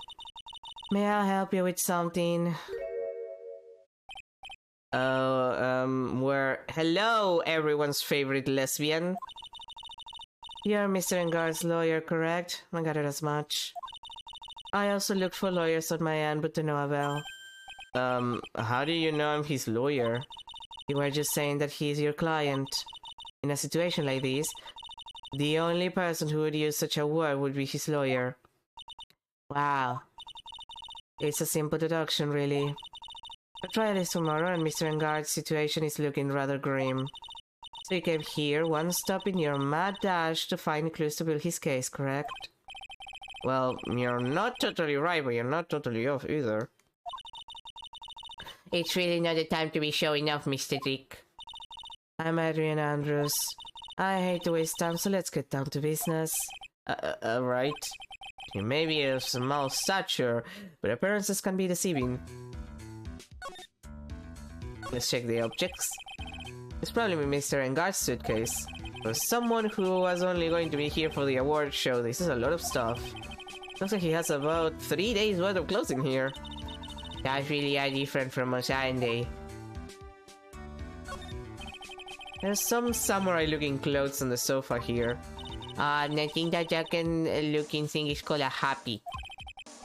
Whatever it is, I'm sure something like that would make a great souvenir. Maya would be absolutely thrilled. That's the bedroom over there. That's a bed. They have really big beds here. Wait, no. Nothing there, really? Nothing on this side, nothing here. And... okay, the table is the last thing that's important. Looks like dishes left over from dinner. Not dinner for two of that. I'm sure they're Miss Engard and Miss Andrews' plates. Looks like they had a T-bone steaks. What's with Global Studios and T-bone steaks? I assume the first thing you need to know is what everyone was doing that night, correct? Yes, that is correct. Then I will tell you. Before the awards ceremony, I had dinner with Mr. Engard. In this very room, I might add. Dinner? What do you eat? I told you, I hate to waste time with trifling details. If you took a look at the table yourself, you wouldn't need to ask me. I bet she's a lot of fun at parties. When the award show was starting, I headed for Viola Hall. And after the show ended, you came back to this room. Now I had some small errands to run. I helped with the preparations in the lobby. Oh, preparations for the post-ceremony show, I guess. When it was time for the post-ceremony show, I came back to call Mr. Engard. After that, I went to visit Mr. Corrida. And that's when you found his body, isn't it? You really have gone through everything. Yeah, she does seem to be mentally tough as nails. Ironic. Kinda ironic. Relation to Engard. So about you and... Stop right there. You aren't seriously about to ask how Mr. Engard and I are related, are you? Sorry. I have no idea how could he choose you as his lawyer. Why did she have to go and say something like that? Mr. Nick, calm down and hang in there. I'll give you a shoulder rub to relieve your stress later, alright? I already gave you my name earlier, but I'll add that I'm Mr. Engard's manager. His manager. Speaking of managers, did the victim, Mr. Corrida, have one? No, he did not. He didn't. Global Studios has a very different policy from Worldwide Studios in that Worldwide Studios does not assign individual managers to their stars. I see. This industry is very ruthless and unforgiving. Actually, you look quite ruthless and unforgiving yourself to your poor partner. Wait, was that Phoenix and I accidentally... Oh, god damn it. Oh wait, no, she was talking about... It was her talking.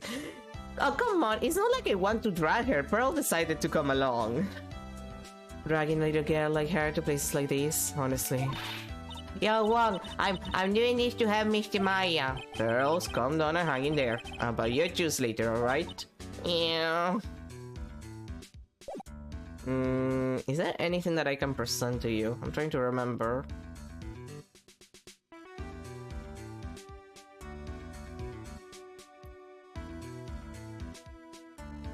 Well, I guess there's something that I can present to her. But it's a profile, rather. Do you know the victim, Mr. Corrida? Yes, I knew him. The world is such a small place after all. You know about his rivalry with the Unica Samurai? Honestly, they were like children when it came to that. Time and time again, those two competed with each other over the most trivial things. If either of them wasn't so stubborn, then maybe no one would have needed to die. I got a hunch that this woman knows more than she's letting on. She must know why Juan Corrida was killed.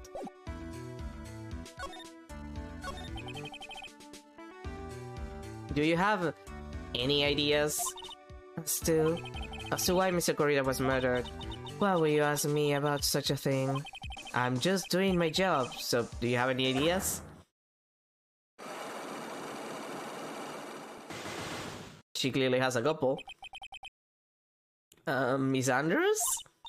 Sorry, but there's nothing more I have to add to this conversation. Yes, I clock Mr. Nick. Yes, there's getting to be more and more of these lately.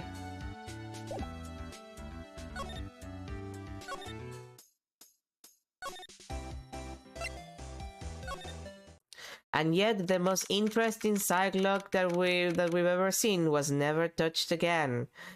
Hi, Christoph.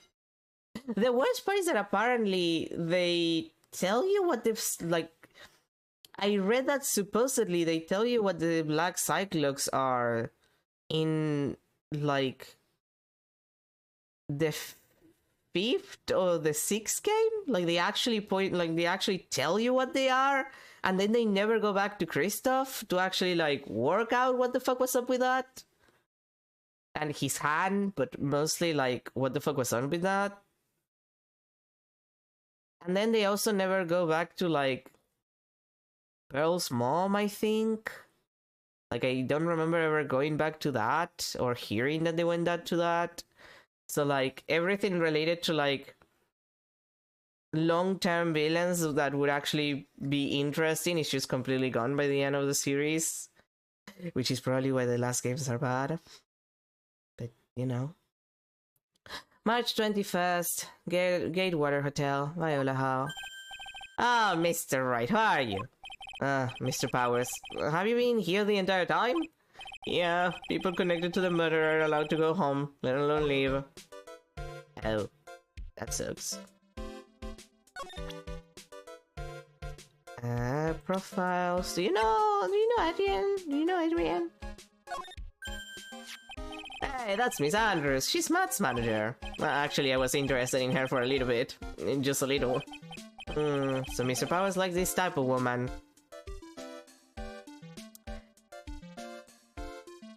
She's like gay. Like, I'm sorry, but she's kinda gay. What do you know about Miss Andrews? Well, see, here's the thing. I don't really know her, you know? There's sort of a small rumor going around about her right now. A rumor? Ah, if you're interested, I'd be glad to share what I know. He's so happy he looks like a lion that's just found his next meal. Can you tell me a little more about the Nickel Samurai TV show? Okay. Oh boy. The Nickel Samurai is an action hero program aimed towards kids. It's a sequel to the Steel Samurai. I see. This time there are 3 samurai brothers: Aluminium Samurai, Tin Samurai, and of course, the Nickel Samurai. It's a love Y in Neo de Tokyo. Aluminium? I see. Wait! A love what? A love Y. This girl Sayo works at a tea shop and all 3 guys fall for her at the same time. Oh, I guess the Y shape is like the 3 brothers colliding over this one girl. Anyway, Sayo is actually the daughter of the evil Strawberry Clan's leader.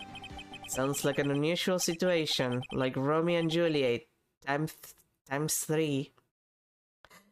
But she has 2 hands, so she could at least date 2 of the brothers at the same time. Yeah. Strange thing is, this sort of forbidden love story is really big with the office ladies. Yes, Pearl? What happened next? I want to know. Does Misayo fall in love? She does, doesn't she? Every Sunday at 8 AM. I'm going to start watching Kids Masterpiece Theater starting this week. Can't believe she's really considering it. So what's the Jamming Ninja TV show like? It started from a remake of an old movie, to tell you the truth. The Jamming Ninja, like the samurai shows, is geared towards kids. It's the story of a ninja who can't scale a wall, but he became a big pop star anyway. What? What? Yeah, Phoenix, my honest reaction to that. He was a really lousy ninja. Absolutely couldn't do any ninja things right at all. But boy, could he sing! With his trusty bright red guitar in hand, he took the ancient world by storm. A ninja with a bright red guitar. And then, the final fight in front of his beloved Princess Misola. Jamin versus the Muromachi 5. Wait, are they like ancient Japanese mariachis? Is that what it is? Suddenly, our brave hero catches a not-so-jamming cold the night before Battle 3! Aw, that's too bad for him. Yeah. But this kind of pop music-based love story is something high school girls really like. Yes, Pearl? What happened next? I want to know. The Yamin Ninja, will he be able to sing? What about me, Princess Misola? Every Sunday at 8 AM. Which show should I watch? I can't believe she's really considering it. Would you mind telling me about this, gossip? Ah, so you are interested in it. I figure you would be. Yeah? I'm such a witness for celebrity gossip too. Really? You too, huh? Yeah, so take a look at this. Looks like a tabloid Miss Oldbag would read. Alright, let's see here. Jamming Midnight Rendezvous. To the mysterious yet beautiful manager to the stars, Miss AA. You see that, don't you? What? You can't stop pretending to be in the dark, Mr. Wright. Juan Correa didn't have a manager of his own. Which means you were talking about a certain manager with the initials AA. Adrian Andrews? Yes, exactly. This is big news. But it seems kind of odd. That woman, Miss Andrews, together with the biggest rival of her client. Ah, it's that wonderful thing that can only happen between two people. Mr. Powers looks so happy. Percy just following along, not having any idea as to why he's smiling. Well, like the saying goes, one man's garbage is another man's treasure. Thanks for the magazine clipping. Okay, time to deal with this bitch.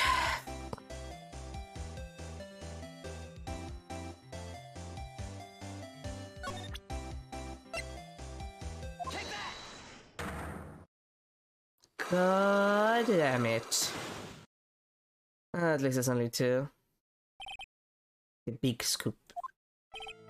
Lotta, will you please answer my questions? On the night of the murder, why were you loitering around the victim's room? I tell you, didn't I? For my scoop! What I want to know about are the details of this scoop. That's not something I can tell you. I mean, there's my bread and butter. Alright then, an unpleasant tabloid photographer looking for a scoop. I'm going to say that you were looking into a scandal. Yeah. Could it be that you, Lotta, were looking for a break with a huge story? Perhaps an unfolding scandal between Hank Reed and this person? Profiles... Adrian... This woman. She's Adrian Andrews, Maddenguard's manager. Huh.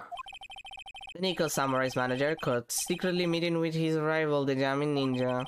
It would be the hottest story of the season, wouldn't it? But for some reason, like, they're not even, like, famous movie screen actors. They're, like, children's show actors. But I guess Powers did say that he's popular with office ladies. You're pretty good at disguising things, Mr. Lawyer. But you can't just make up any old thing and think it'll make the peppers. You gotta have backup. Backup? Yeah, you gotta have that what's it, news source? You mean news source? That's it. To show me something that shows that Juan guy had something with Miss Andrews. Yeah, okay. There. Are you happy? This is the article from a certain weekly tabloid. Jamming Midnight Rendezvous. To the mysterious yet beautiful manager to the stars, Miss AA. Ah! Mr. Correa didn't have a manager of his own. What's more, his rival, Mr. Engard's manager, Adrian Andrews, she has the initial SAA. You saw this article and then thought to take some pictures of them as proof. That's why you were lurking around Mr. Correa's door last night. Ah. Yeah. Are you gonna tell me shit, Carol, or what?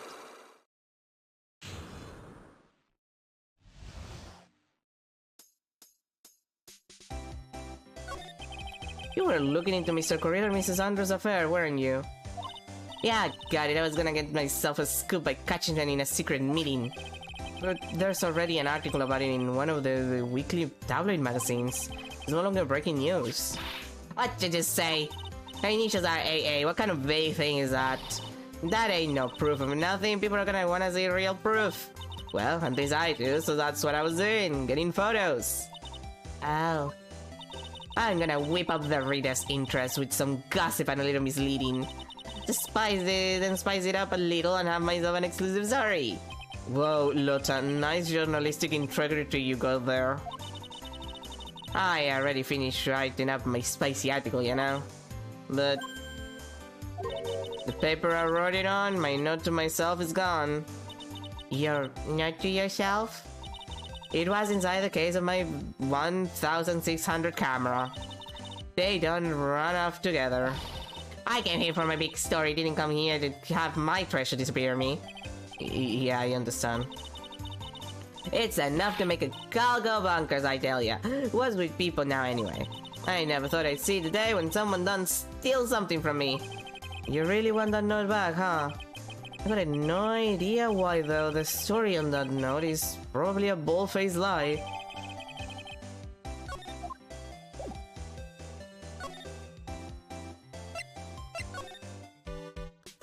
And we probably have enough to...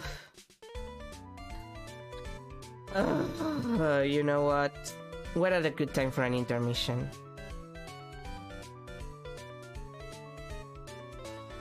I'm gonna get myself some coffee because I'm gonna need it. Emotionally speaking, I'm gonna need it for this shit. So I'll come back in a sec with some coffee and my back stretch because that's also not doing so well. So, see you in a sec.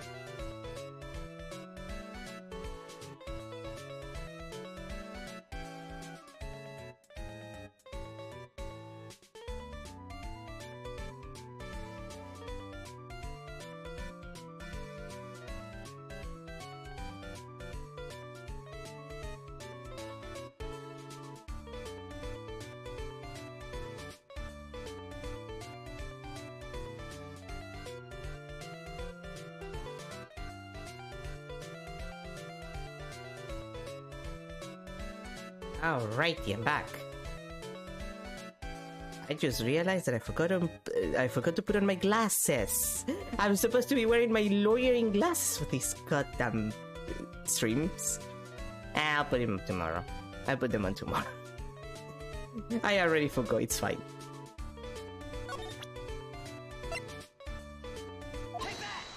What to do with this bitch?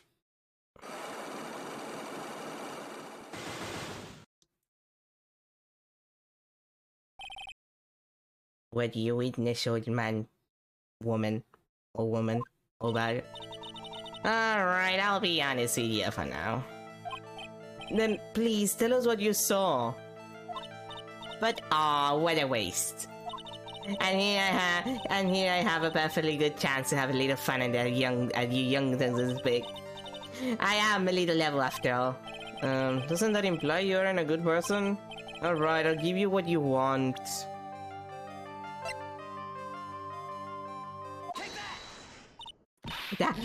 That's Swan's autograph. Yes, it is. And it even says, to my dearest Wendy on it. That's me, right? Right?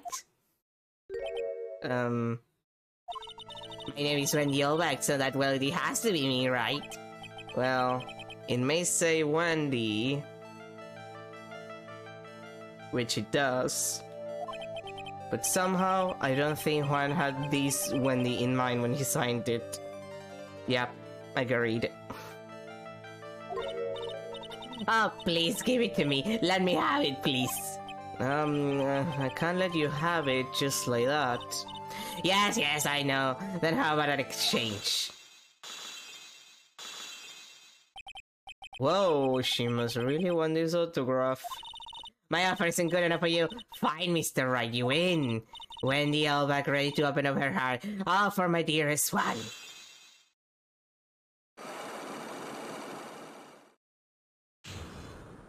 That was surprisingly easy. Autograph given to Wendy dearest. Boy.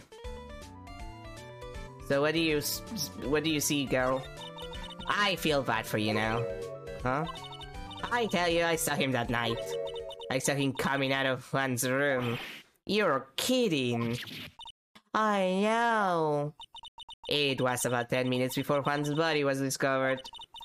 It was just a coincidence. I was on my way to the toilet, minding my own business. And do you tell that to the police? Well, of course, I thought I could get a gift certificate or two out of it. Maybe more. Gift certificate. I've been recruited again for that part of the trial. You know, the trial tomorrow. This time, you're gonna get beat. I'm gonna work hard to get your client pronounced guilty. But Mr. Guy hasn't done anything bad. I don't care about details like that. I know he did my dear poor Juan in. I just do. That yellow-bellied chicken. A yellow-bellied chicken? I wonder what that would look like. I trust my senses. I know when someone did something bad, and I say he did it. What did Mr. Ngar ever do to her to deserve this? What did Mr. Ngar do to you to make you so... You don't know? That guy, he framed my Juan. He created that scandal that plagued poor Juan. Mr. Nick. What is it? What's a scandal? Oh, I'll tell you about that after we get home, okay? Or Juan led stray by the wiles of that vile temptress. Mr. Nick, what's a vile... What do viles and wild temptress mean? How about we just listen to what Miss Olbach has to say for now, okay, Pearls? So, Miss Olbach, who is this woman you're talking about? Adrian Andrews, of course, who else? That guy, he shoved the gear onto Juan on purpose. His own manager, but why? I thought lawyers were smart. It was to create a scandal to make Juan lose face. That girl drove her into a scandal, dragged his reputation through the mud. Looks like a pretty standard definition of a scandal to me. What do you know about that anyway, Miss Olberg? I'm one of Juan's biggest fans. I'm always out there gathering information. There's nothing I don't know. You're stalking here, you mean? And do you have proof that Mr. Engard did what you say he did? Next week's issue of a certain magazine says so. Ugh, of course. A tabloid. It's quick. Doesn't that mean it's something people don't know about yet? Why would Miss Olberg have information like that? And where did she get it? God damn it.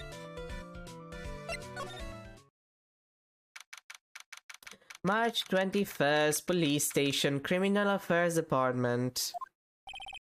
Detective Gumshoe said they had an investigation briefing. Yeah. Oh, he's back. Hey, so you came, Paul? Why the blunt greeting? Because there's nothing to be friendly or happy about. What do you mean by that? Well, things look perfect this time around. The evidence and testimony are airtight. But, we can't just roll over and die. We have to stay positive. So what do you mean the evidence is airtight? I can't give you all the details, pal, but there's two big pieces. Two? And both of them are in this photo.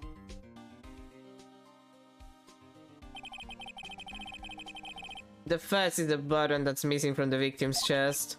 That was a button you found during your body search of Mr. Engard. Yup. I found it in the folds of the Nickel Samurai Special Pants.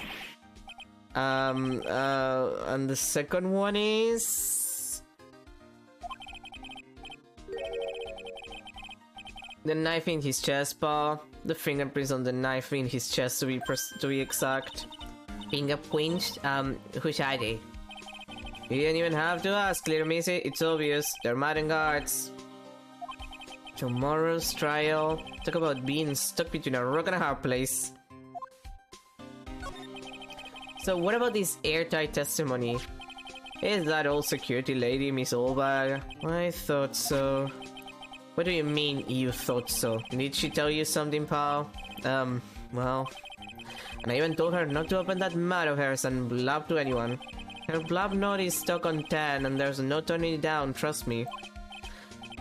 Yeah, well, Miss Olberg saw it all, pal. She saw Mr. Engard come out of the victim's room around the estimated time of death. No way! What do I have to present to you? Because I know that he has to tell me something else.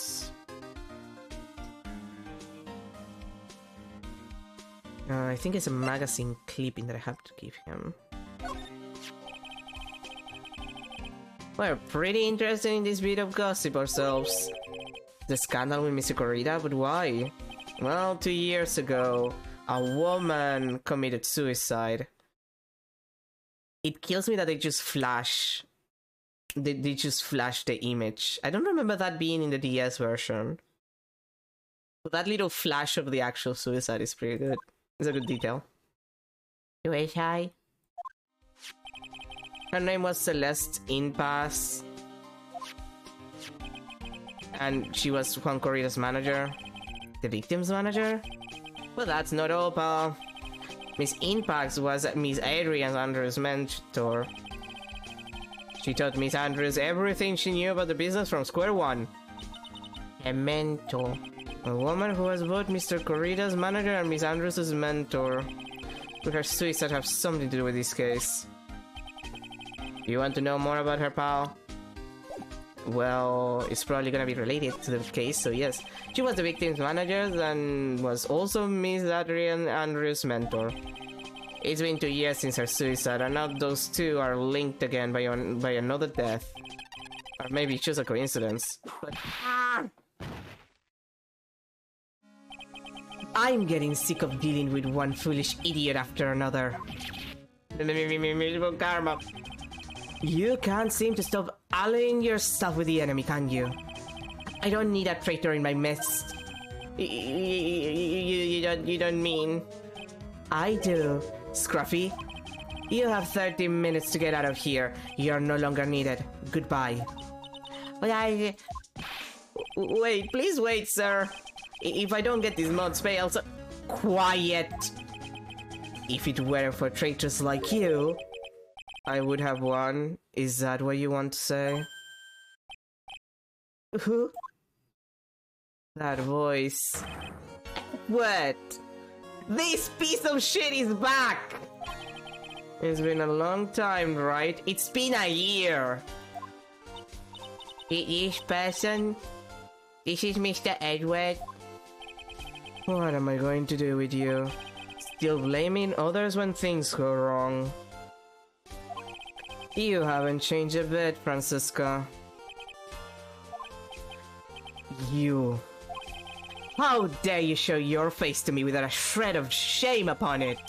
You've sold Von Karma name, drag it to the mud. You haven't run away with your tail between your legs like the ill-bred dog you are. Are you talking about the Von Karma family creed? To be perfect in every way? I hate to break this to you, but Von Karma is not my last name, bitch. Then let's hear it, Francisca. How are things going? I hear you are having a rough time maintaining perfection in this country. You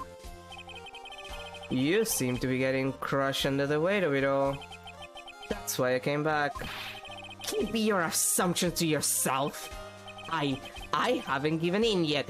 I won't lose. Phoenix popping up from the side. Actually, you lost like 3 times already. Well, 2, technically. This case is mine. I'll never hand it over to you. Never. Mr. Phoenix Wright. I will see you tomorrow in court. It will be a clinical lesson on the meaning of total victory. Still the same wild mare she always was. Did you just call him a Shewa? Is that what you did? God damn it. Was someone on the translation team like a person who knew Argentinian Spanish? Because there's something about that. Hi, Edward. I thought you, the prosecutor Miles Edward, had gone and died. Mr. Nick. I never wanted to see you again. I think that's enough of a warm welcome for someone you haven't seen in a year. Are you going to run tomorrow's trial? You heard her right. That wild mare hasn't given in yet, it seems. So no, I don't think I'll be making an appearance.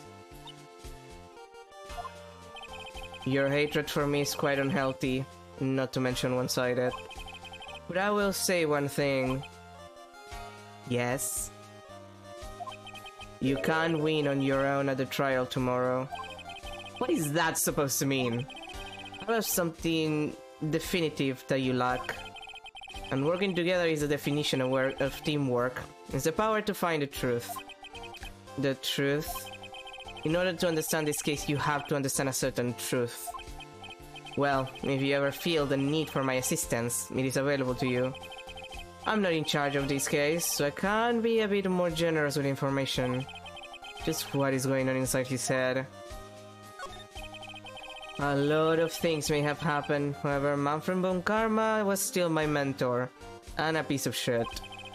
And a perfect win record is proof of a Von Karma. 1 year ago, you could not establish guilt in a few cases. Are those losses the reason you suddenly disappeared from the prosecutor's office? Did you leave because you had lost your perfect win record?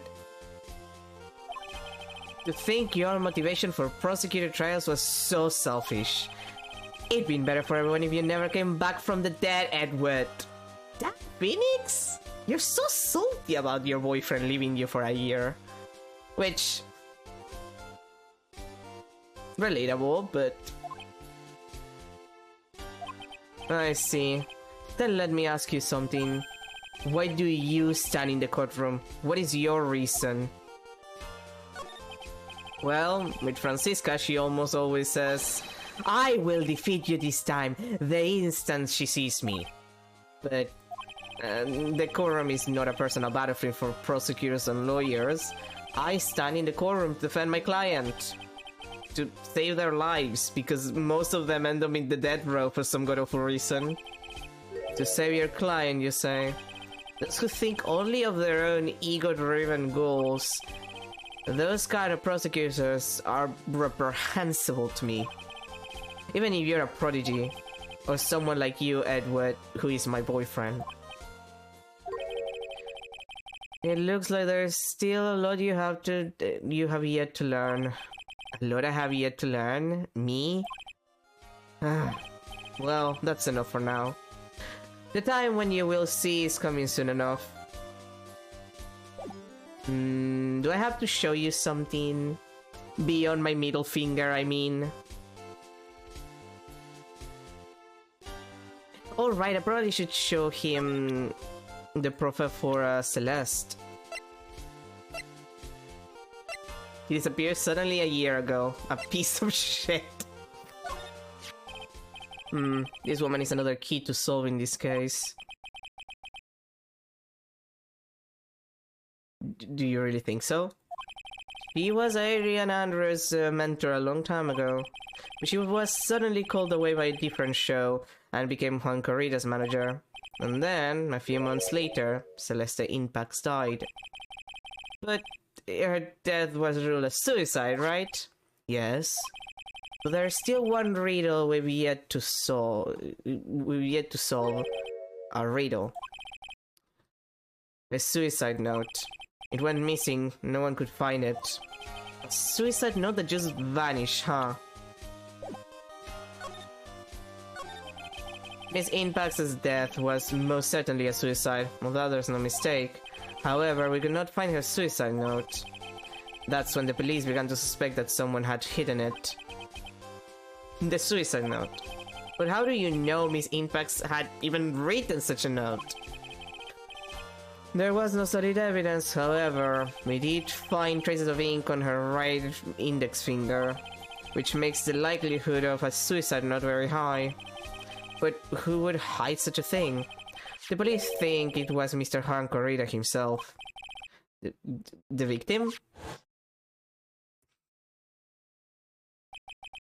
He was the one who found her body, which makes him the only person who had a chance to hide her suicide note.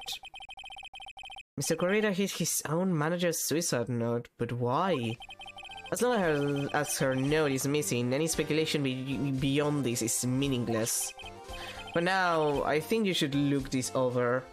Ooh, you're giving me papers. It's usually fun when you do. This is the suicide report, part 1 anyway. Part 1. Let's see. No, I don't get to check it, okay. I don't like to look through reports. I like suicide reports even less. Worst of all, the reports that have multiple parts like that one. That has two parts. What you just handed me is the first part of the report. Here's the second part. The second part of the report is about an attempted suicide.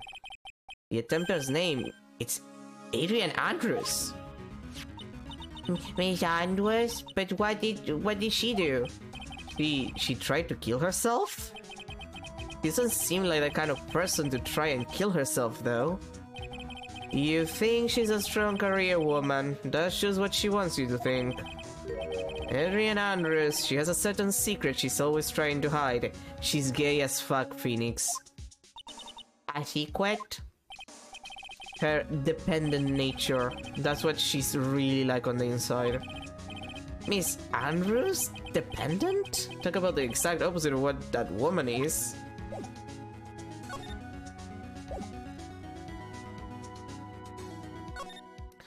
Oh,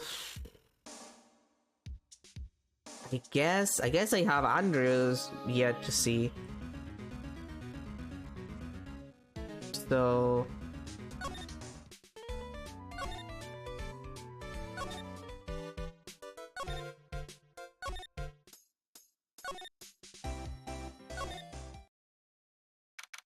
March 21st, Gatewater Hotel, Engar's hotel room.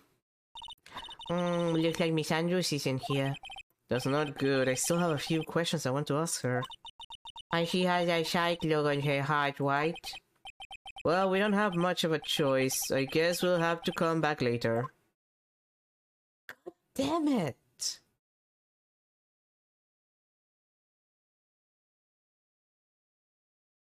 Wait, was there something that I need to give Edward that I didn't give him?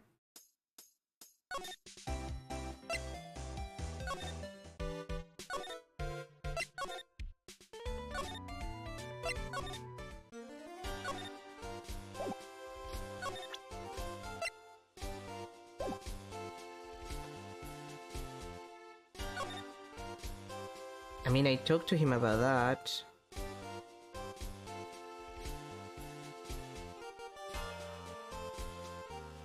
Oh, I didn't. Oh, because it appeared at the. I'm so used to new stuff appearing on the lower part that I didn't check that this appears on the top. It's the first time that happens. What the fuck? Was this about Miss Andrews having a dependent nature? Adrian Andrews' attempt at suicide was a few days after the death of Celeste Impax. And why did Adrian Andrews think about committing suicide? Because she had apparently lost her will to live. Lost her will? But why would she? Her pillar of strength, her mentor Celeste's impasse, was gone forever. That's why. Why was that? Is it why they call following someone to the grave? After her attempted suicide, Adrian Andrews started attending counseling sessions. She's someone who needs a person in whom she can trust absolutely. And once she finds that person, she'll do anything she can to keep them near. Without such an anchor in her life, her crippling anxiety stifles her ability to live. And that's the nature of her dependency on others. When Celeste Impax suddenly committed suicide, the world before her turned pitch dark. And that's according to Adrian Andrews herself. Then that means her super confident attitude, it's all a facade. She's only copying her mentor's behavior to hold herself together. How terrible. And relatable. Now I think we can see her.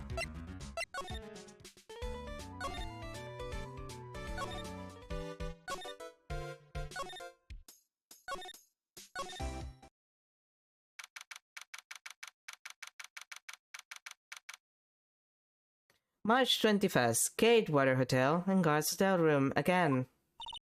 Ah, Miss Andrews is here, but it looks like she's talking with someone. That's Francisca Von Karma. Miss Von Karma? What are you doing here? Well, you see, I'm his lawyer, so... You got some nerve following me around. Following you? That's you, Miss Von Karma. You're the one doing the following. Girls? You're always following after that detective with the little bird. Me?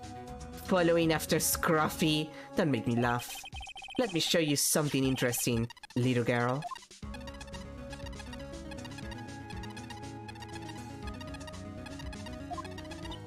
What is that? Did you put a tracker on the Scruffy, Gum Show? An electromagnetic receiver.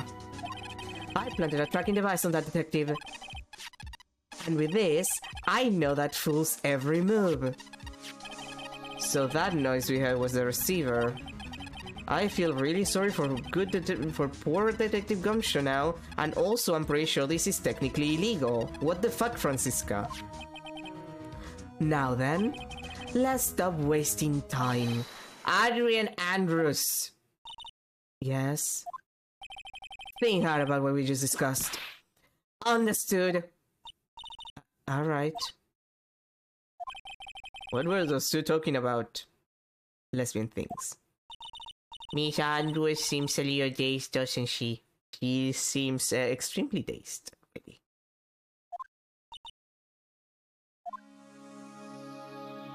Anyway. Time.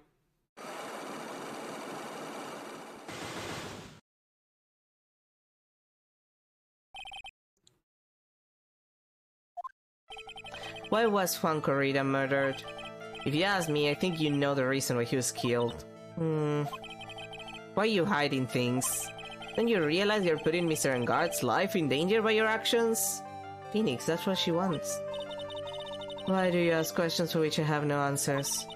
The truth is, I was not that close to Mr. Corrida. You were not that close? That's right. I've never been good at being intimate with another person. You're too good at being intimate with another person? Somehow, I highly doubt that. That's a magazine clipping. You and Mr. Corrida had an intimate relationship, didn't you? A silly third-rate tablet article. If you even had half your wits about you, you wouldn't believe such rubbish. Well, it seems quite a few people have already bought into this story. Must to be expected in a world filled with crooks and liars. Not to self. Stay on her good side.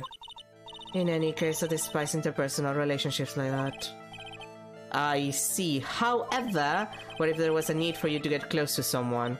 Me, need to get close to Mr. Corrida. As if there was ever such a need. Didn't you get close to Mr. Corrida for this person's sake? Profiles. Celeste. Celeste Impacts, your mentor. How do you know about Celeste? Miss Impacts, she committed suicide, didn't she? But it looks like no one knows why. Right before her death, she was Juan Corrida's manager. So I believe you got close to Mr. Corrida so you could find out more about her suicide. You have a great imagination. You may have a future yet as a slimy muckraker for a putrid third-rate tabloid. Miss Andrews? There was no mystery surrounding her death. None. It would be pointless for me to force myself into a relationship for nothing. Is that really true? Was there really no mystery at all? I don't believe you were completely at ease with the way her suicide was resolved. Evidence. This is a suicide report and the next one is the attempted suicide report, I think. Miss Infax's suicide note was never found, was it? It looks like the police were under the suspicion that someone had hidden it. Like maybe the person who discovered her body, Mr. Corrida. And Miss Andrews, I believe you thought the same thing. That is why you became intimate with Mr. Corrida. I've sat by quietly and listened to your insulting ramblings long enough. It's true that Celeste was my mentor, however, allow me to say this again. It had nothing to do with me. I didn't even know that her suicide note was never found. I'm a person who doesn't care about what goes on in the lives of others. That's the impression you like to give, however, I don't think that's who you really are. What? I have evidence that says otherwise.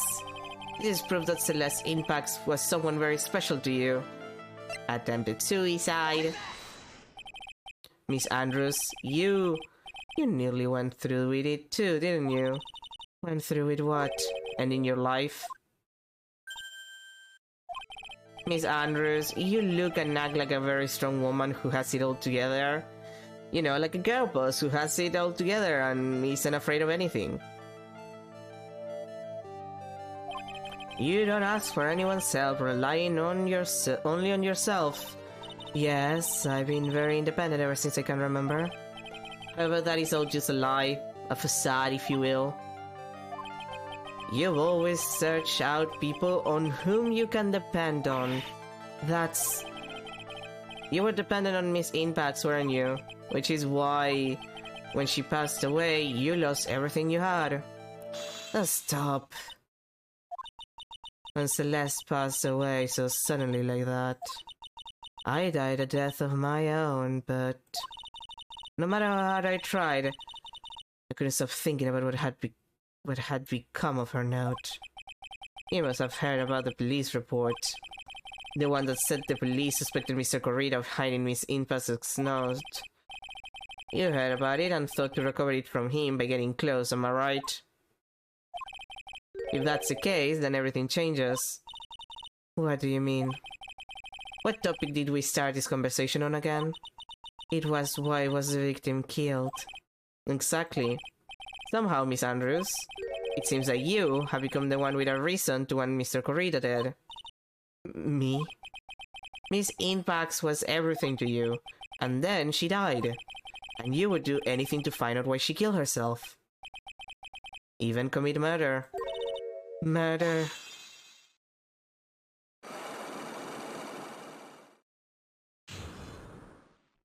Yay!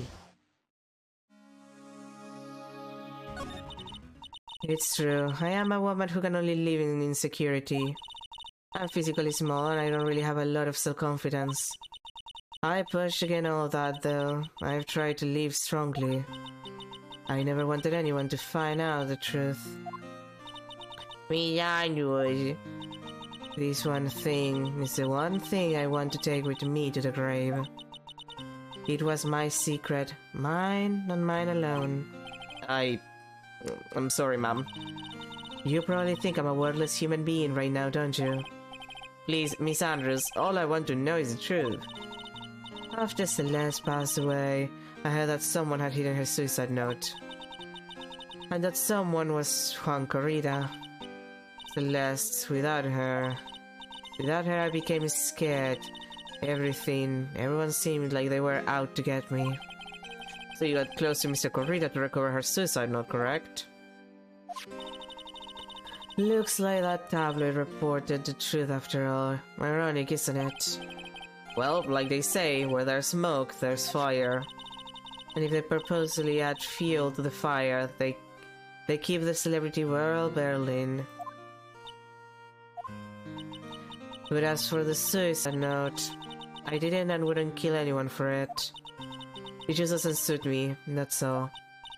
Well, that's enough for now. Still have work to do, so...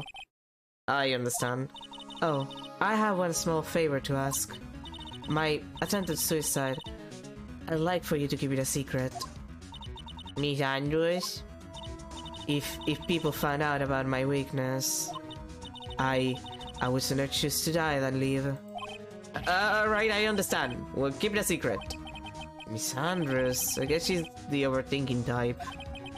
She probably never says anything without carefully thinking it through first. Thank you for your discretion. Mr. Nick, can I ask you something? What is it? Miss Andrews has been playing with that car in her hand since a little while back. That car? Yeah, I guess she has. Miss Andrews, what is that car you're holding? Huh? Oh, this. I don't quite know. It just suddenly appeared in my handbag. What is it? It looks like a seashell? That's what it looks like, doesn't it? I honestly don't remember owning this car. I wonder where I picked it up from. I'm not remembering something clearly. Sounds like it would be a rare occurrence. Well, I must be off. I leave Mr. Engar in your capable hands. Well then. March 21st. Gatewater Hotel, hallway. Well, I think we got it about all we can. What about Mystic Maya? Is she alright? Oh, Pearls, she looks so worn out by all this. She hasn't slept at all and has been walking all over the place with me today. What's wrong, Mr. Nick? Let's go back to the office for a little while. You're really tired, right? I'll even buy you some chocolate on the way. I promise. Oh no, I'm okay, really. I'm fine, I really am. You don't look fine to me. Come on, kiddo, I'll get you some chocolate and some juice on the way.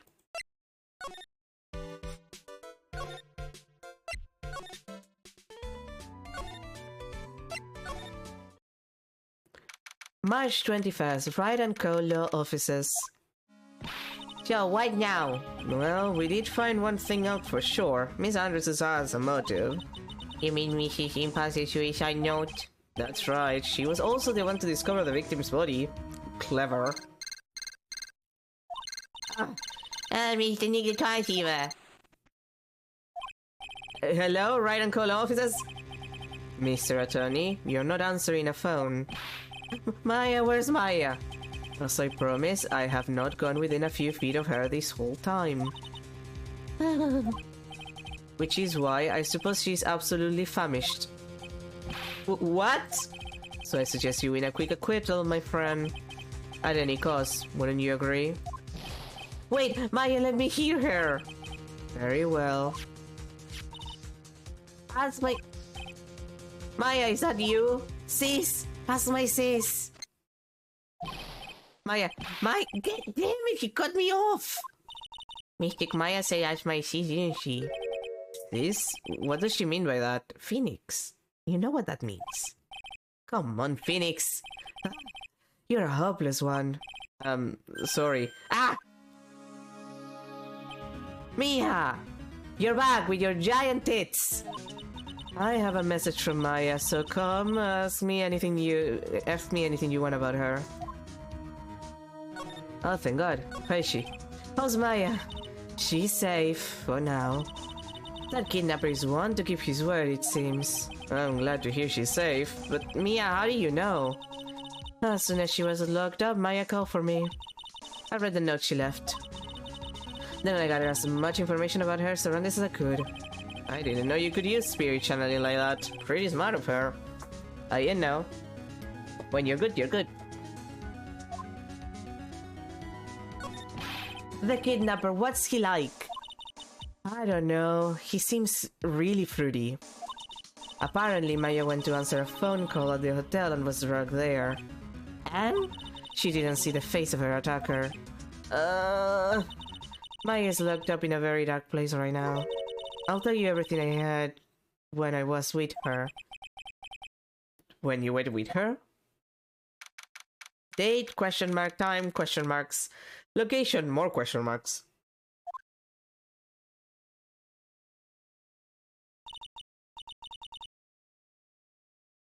So you have my coffee. I'm starving. I could really go for some apple pie. I mean, at a time like this, sweets are the only way to go. I have to stay positive. He promised he wasn't going to kill me. I'm not going to die. Yet. Sees, I wonder if you're with Nick right now. What's this? It feels like there are a lot of glass bottles here. And these, they feel like barrels. I'll pass. Too bad I'm really hungry and not really thirsty. There's all sorts of things piled up here, but it's too dark to see. Huh? Someone dropped a car here. It kinda looks like a business car, but there's no name on it. It's a picture of a seashell, I think. What a strange card. Right, it's locked. But this door's lock seems easy enough to open.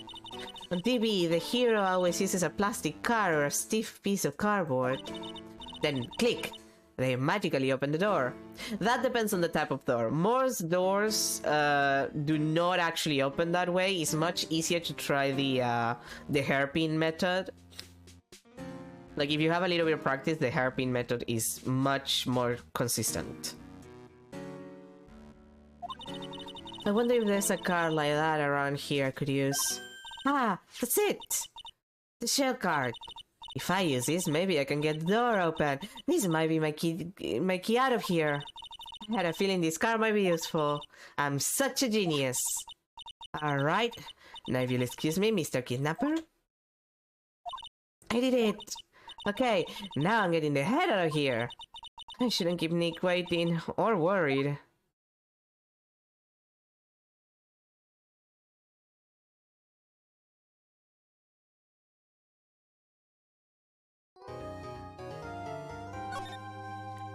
Oh boy.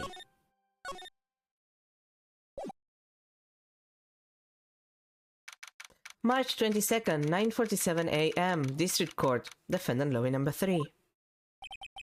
Adrian did it? That's what it looks like. Dude, no way. That woman couldn't do anything like that. In court today, there will be a mountain of evidence that will implicate you. A mountain of evidence. I'm certain there is someone out there trying very hard to pin this whole thing on you. Please, Mr. Lawyer, dude, like I said yesterday, I'm refreshing like a spring breeze, alright? I can't let any sort of scandal ruin that. I understand. Well, it's almost time. Oh, it's you. Mia, we must get a complete acquittal today. I know. Not that I think it's gonna happen, because it's that kind of game. And this is the last case in the game. And the last case in the game is always long as shit. But I can't focus on Maya's situation right now. Or Pearl's either. No matter what, I have to focus on winning this case by the end of the day. Indeed. Well, let's get going. It's him! This is right. Good morning. This is it, Mr. Attorney. The day of the trial. Maya, she's done harm, right? Well, when I checked on her earlier this morning, she seemed a bit, how shall we say, tired. Don't worry, people don't die that easily. Besides, what you really should be concentrated on is winning today's trial. For my sake, as well as yours, you must win today's trial. Which is why I sent you a little present this morning. Present? What in the world would you want to give me? You'll figure it out once the trial starts. And even if you don't like my gift, I expect you to graciously accept it and win the day's contest. If you please. Wait! The kidnapper sent me a present? Mr. Lawyer Dude, who was that? No one. It has nothing to do with you, so forget you had anything. Dude, your nose just get longer? No. It's always been this long. Shut up. March 22nd, 10 a.m. District Court, courtroom number 3. Court is now in session for the trial of Madden Guard. The prosecution's and defense ready? Well, there's no prosecutor right now, which is a problem. The defense is ready, Your Honor. My honest reaction to that, yeah. I say, Mr. Wright, what happened to Miss Von Karma? I don't know, Your Honor. Why are you getting mad at me? Your Honor, please be quiet, bailiff. Court is in session. You are only allowed to talk when I tell you to walk someone's walls. If you must tell me something, please keep it brief. Now then, what is it? Prosecutor Von Karma has, this morning, Prosecutor Miss Von Karma was shot by an unknown gunman. What? Shot? Just like her dad. Somehow, I think this is the present that man was talking about. His present? Miss Von Karma is one of the top prosecutors in the country at the moment. If she were to disappear, it would be to your advantage. This is totally insane. Miss Von Karma, is she alright? I don't have that answer.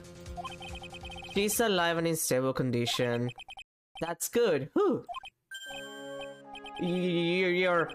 I thought he'd show up.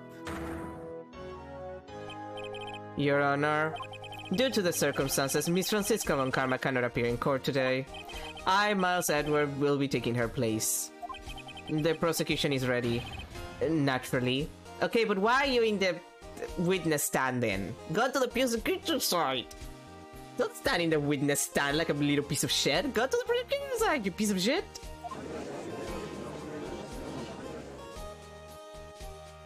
Thank you.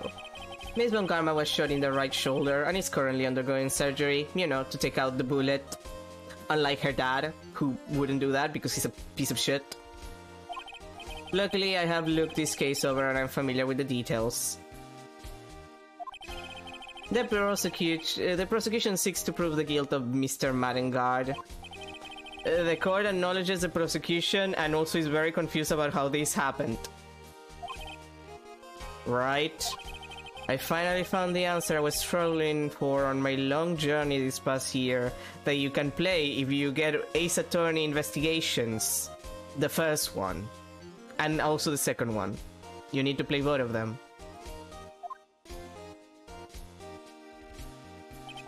By the time this case comes to an end, you too will know the answer. Now then, the prosecution would like to call its first witness. Please bring Detective Gumshoe to the witness stand. Witness, your name and occupation. My name is Dick Gumshoe, sir. I'm a detective down at the precinct for now. For now? After this trial's over, I'm supposed to turn in my badge, sir. No! Well, that's good. All cops are bastards, Gumshoe. Detective Gumshoe? The prosecution has no need for other press witness. Lift your head up and face forward like a proud officer, Detective Dick Gumshoe. Yes, sir! Now, let's have your testimony. If we want to explore the various facets of this case, we must start with that. Get ready, Phoenix. This is going to be one very rough fight. Yeah, it will have to be with Edward as my opponent. The answer he was struggling for. Interesting.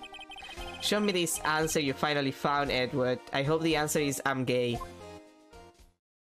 Nah, he already knew that. This murder happened after the Hero of Heroes award ceremony, sir. The victim, Juan Corrida, was found dead in his hotel room. After looking into the cause of death, we believe he was definitely murder, sir. Like, super murder. At first we thought there was something suspicious about the empty guitar case. However, we later found out that the guitar case had nothing to do with the murder.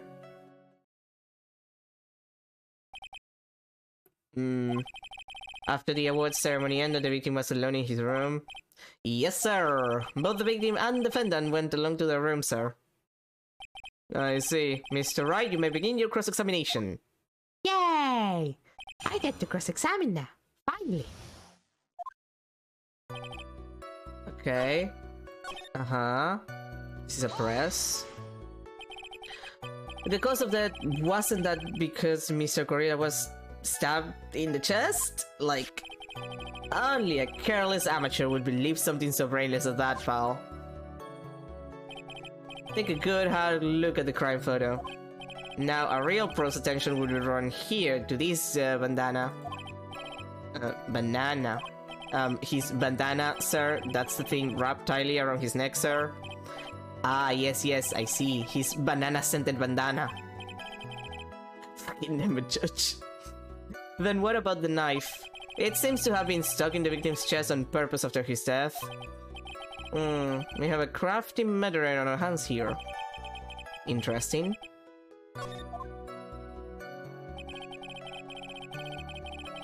Yeah, why do you think it had anything to do with the guitar case? And why do you think that? Oh, god damn it. Because it was empty, pal! The jamming ninja doesn't go anywhere without his bright red guitar, and we couldn't find it anywhere at the scene of the crime. Oh, then how about this theory? A fan really wanted the guitar and did the crime to get it. How's that? We thought of that too, but... The only fingerprints on the guitar case were the victims. Only the victims, huh? I see. Ah, so much for my theory then.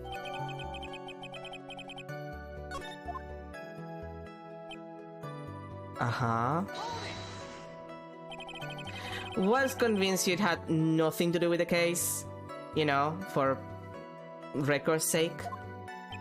The guitar wasn't at the Gatewater Hotel that night. Well then, where was it? The bright red guitar was eventually found at the TV studio. The victim, Juan Corrida, had apparently only taken the case with him, sir. So you mean he forgot to put the guitar inside the case? Yes, sir. Even when he was on stage for the ceremony, he didn't have his guitar. So that guitar case was empty even before he got to the hotel. Yeah, that's right. So it really had nothing to do with the case after all. I believe that is enough. First, the victim was choked to death with his bandana. Then, after the victim was dead, the killer deliberately stabbed him with a knife. Which brings me to my next point. Why then did the police arrest Martin Guard? Because there was reason enough to suspect him. Here it comes. Looks like Edward's back in full swing. Hasn't changed a bit. Very well. Detective Gumshoe, please testify about this man... about this matter, please. Yes, sir.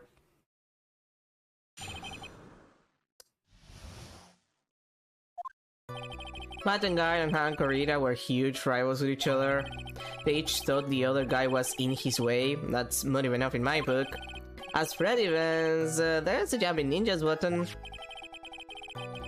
It was ripped off of the ninja costume and was found in Mr. Engarde's hakama. The defendant's fingerprints were also all over the knife. The defendant brought the knife for the crime, which makes this a premeditated murder. So the defendant's fingerprints were found on the knife used in the stabbing. It was sort of sticky on the handle, so the fingerprints came out pretty clearly, sir. Delicious blood on knife. I don't know why I had the mental image of, like, you know that scene from, like, that one comedy of... I don't remember, I think it's like... Oh god, I don't even remember what it's about, but, like, there's this guy who's an assassin and says that his knife is coated with, like, the most dangerous poison in the world, and then he just licks it and has, like, a oh no moment, and then he dies. I just remember that. And there's his button. That was found in the defendant clothes, was it? And is this button also covering blood? Yes, and we know that the blood is on it is the victim's blood, sir. What? I mean, Phoenix, what do you expect? All of these points very clearly to the defendant, doesn't it? Yes, it most certainly does, Your Honor. Ready to give in yet, right? I'll find a hole in your argument somehow. You can press as hard as you'd like, just hurry up with your usual pointless questions. Edward, we're not gonna flirt in the courtroom, even if you tell me to press on you hard. Yeah, my honest reaction to that.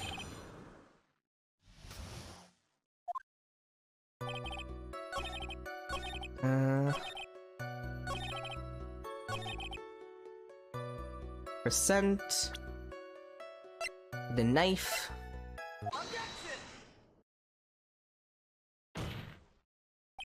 Wait a second. What? So the basis of your argument that this was a premeditated murder is simply that my client bought a knife beforehand.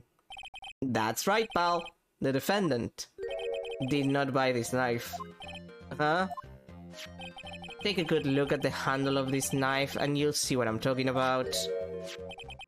Well, it has a Gatewater seal set into the handle. Gatewater? I think I've heard that name somewhere before. That's the name of the hotel. The Gatewater Hotel.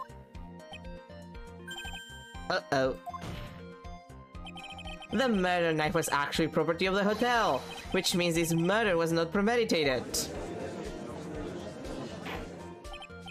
Yes, that is very true. This is a very big...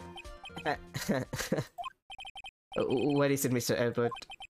I'm sorry, but the defense is simply too careless. What? Such a dick.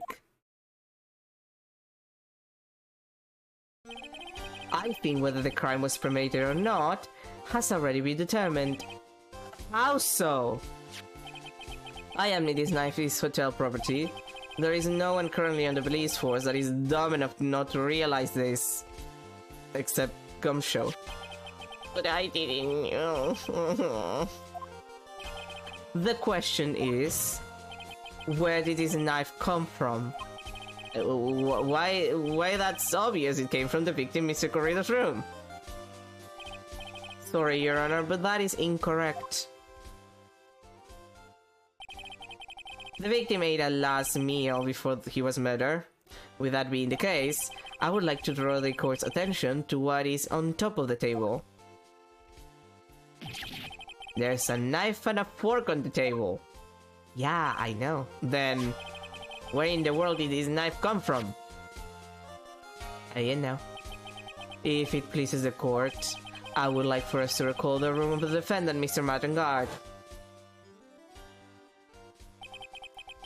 Especially what was on top of his table. There is something missing. Perhaps it is a single knife. We investigated the leftover dishes for fingerprints, and while we were investigating, we came to the conclusion that Mr. Mattengard's knife was missing. Mr. Mattengard had gone to the victim's room with the knife he had used during dinner. Why would he carry a knife on a visit? To kill, of course. And with that, I believe the prosecution has proven this was a premeditated murder. God fucking damn it. Amazing, Mr. Edward. Absolutely brilliant. A brilliantly clear deduction. It seems like Edward had this plan from the very beginning. This must be one of those traps, and I just walked headlong into it. A murder weapon with fingerprints and a button from the victim's costume. There is quite a sizable amount of evidence here. I can safely say that any further deliberation is a waste of your honor's time. Although, I wouldn't mind if the defense were to present evidence not yet shown to the court. Evidence not yet shown? He means evidence that the court hasn't seen yet. In other words, new evidence. That's kind of obvious, Phoenix. What does the defense have to say about this, Mr. Wright? Well, Phoenix, the judge is favoring the prosecution right now. If we answer with something wrong here, that gable of his will be ringing out to the son of our defeat. Mr. Wright, do you have something important and necessary to present to this court? Yeah? I think There's one piece of evidence that catches my attention. Something that this court has yet to see. Mr. Wright, I will say this one more time. I do not feel this trial needs to continue at all. However, I am giving you one chance, and only one. what the judge is saying, right, is don't try pulling one of your usual bluffs here. If I mess this up, it's curtains for all of us. You may now present one and only one piece of evidence. Oh boy, oh god, the entire bar. Now then, what is this important evidence that you must show to the court? Glass. This is a wine glass, is it not?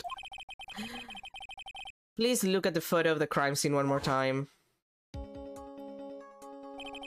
The scene is a mess because of the victim's struggle against his assailant. The vase was broken, his makeup is all over the floor. These were all things that were at one point sitting on top of the dresser. Yes, I see your point. However, this glass that is sitting on top of the dresser is mysteriously untouched. The only thing that had not fallen over along with everything else is this wine glass. This piece of evidence is more than strange enough to warrant further consideration. Well, what do you all have to say? Why are you being so quiet, guys? You're worrying me, just saying. Well, yes, it is a little peculiar. Yes, isn't it? I thought it was. You can't stop looking at me with those poopy eyes of yours now. Mr. Edward, what is your honor? Your opinion? You don't need my opinion, because there is no special meaning to that glass. What? God fucking damn it. It's safe to say that the glass was set there after the crime took place. By the person who discovered the body, Adrian Andrews, for example. She could have easily been so shocked that she set the glass down without thinking. That does sound very possible. Mr. Wright? Could Miss Andrews really have set that glass down without thinking? Nah. If I appear weak here, the trial is over. I can look for my proof later, like I usually do. For now, I should trust my instinct and point with certainty. I just might fall for it if you're thought-provoking enough. The defense would like to challenge the prosecution's theory. We would like to see something that proves it was Miss Andrews who set up the cup on the table. You turned the situation on its head yet again as usual. Mr. Edward, do you have any proof to back up your claim? There's no way he has any. He's just bluffing. And like Mr. Wright, I never say anything unless I have the evidence to support it. God damn it, Edward! What? You're not thinking hard enough today, right? Do you think this wine glass escaped my notice? Yeah, no. Then, of course it had been thoroughly inspected for fingerprints. Fingerprints? There were only one set of fingerprints left on this wine glass. Only one? Well, whose were they? They were not the victims nor the defendants. Rather, they were of one Adrian Andrews. What? God damn it! Adrian, you piece of shit! That is why I said that the person who had discovered the body had left it there. Are we done here, Mr. Wright? I can't believe I fell into another trap. Condemn this bastard and his awful eyes. Miss Andrews was probably holding the glass when she went to see Mr. Corrida. But upon seeing his dead body, she was stunned and set the glass down on the dresser. What you just said makes a lot of sense. Now do you see, right? You can't change any part of my scenario as it explains everything all too well. I've thought long and hard this past year about what it means to be a prosecutor. I might or might not have thought long and hard about you, but that's beside the point. And from here on out, I will show you the answer I have come to discover. But wait a second, Mr. Edward. I think the prosecution has provided enough evidence for me to enter my verdict. No, don't be like that.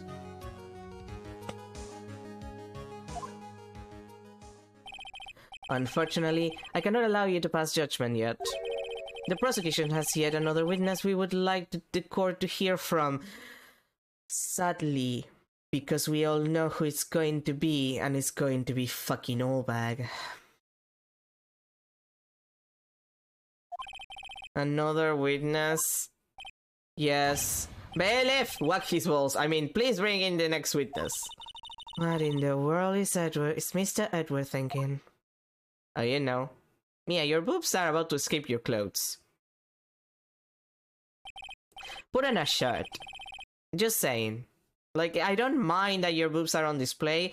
I just don't want us to get kicked out of the court because they popped off. Like, you know? Now then, witness, please state your name and occupation. Witness, your name and occupation, please.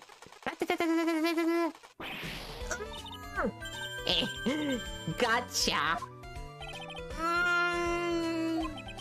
I wonder what happened to that calm composure he had earlier. Oh, Edgy boy, it's been what, a year since we last met, hasn't it? You should be more than happy to see me. I saw the report with her testimony, but he knew that under that helmet, it was that wicked witch of the witness stand. I'll tell you this time I know what I'm supposed to do. So today I'm going to tell you anything and everything. Even things that don't have to do with that terrible crime. Miss Witness, that terrible crime is all this court needs to know. Shush! I'm talking to my dear Edgy Wedgy right now. Don't interrupt the scrubs. Yes, madam. No, please, by all means interrupt her, please. Anyway, witness, your testimony, please. It's true what they say, that youth and her headed out nowadays. Now that I might all edgy. Now then, what should I start with? The witness was on security detail at the hotel on the night of the murder. Is this correct, Miss Allbag? It was a great job being able to see my dear Juan. It was almost too much for my little heart to handle.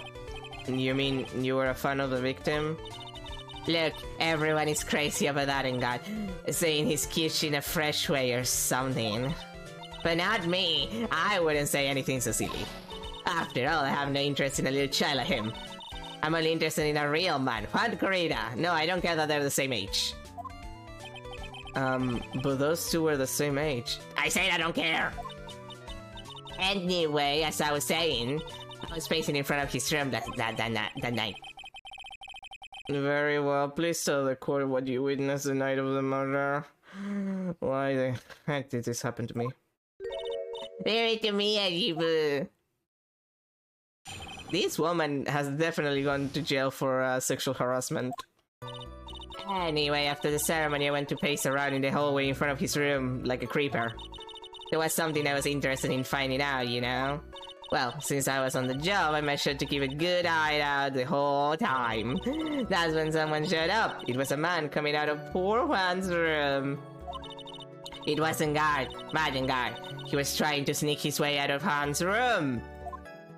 Uh-huh. So Mr. Engar came out of the came out from the victim's room.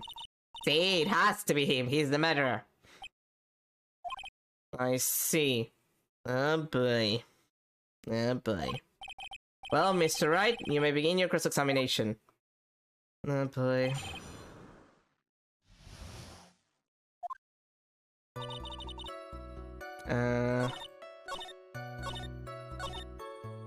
Press. You saw my client? Are you sure about that? Yes, sir. Really? Annoying brat. When I say I saw someone, I saw that person. Why do I get a sense of deja vu? Maybe to avoid a repeat of last year's, I should delve into this a bit further. Please tell the court about the man's clothes in more detail.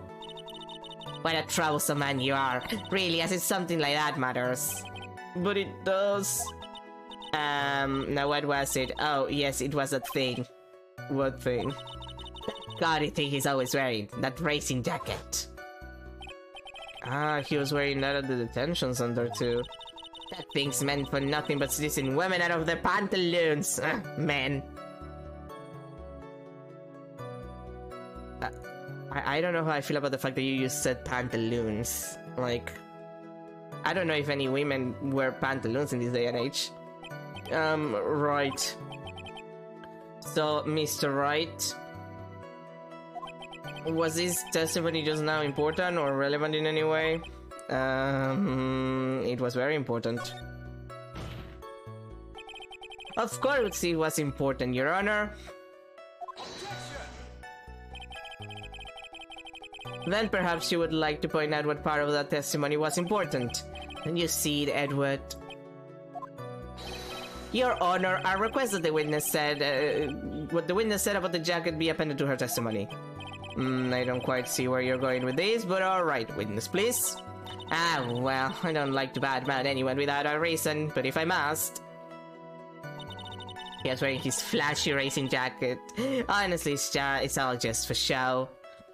Yeah, about that. That's not possible, I think.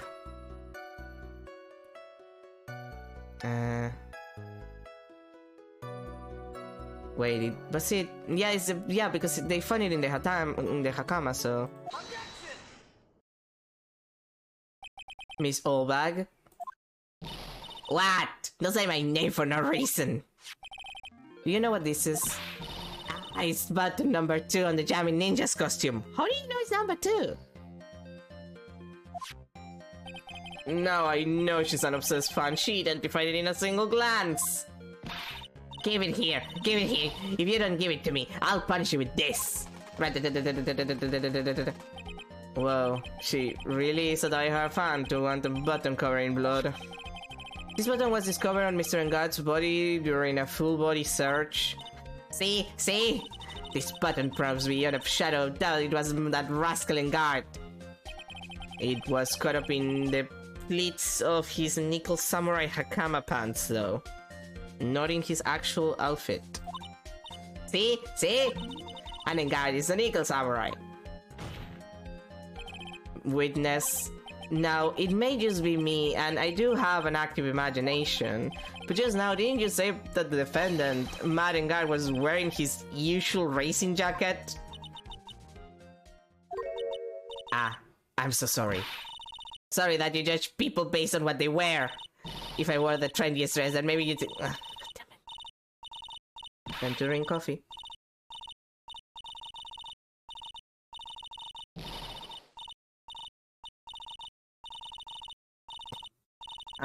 Yeah. Now hold your tongue still there for a second. So, what you saw in actuality was the man in his costume, like last fucking time? Was not Mr. Engard the man? But Mr. Engard the nickel samurai? Which is the same shit that happened last time you were the witness on Olbag. Can I point out that it's just the same shit, Olbag? It's the same shit again.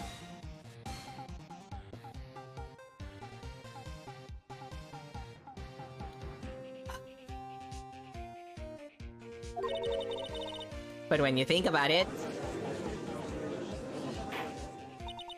They're really one and the same anyway. No, they weren't. Did you not learn that from the last time you were in the witness stand? Miss Obak, this is a very important point we're talking about.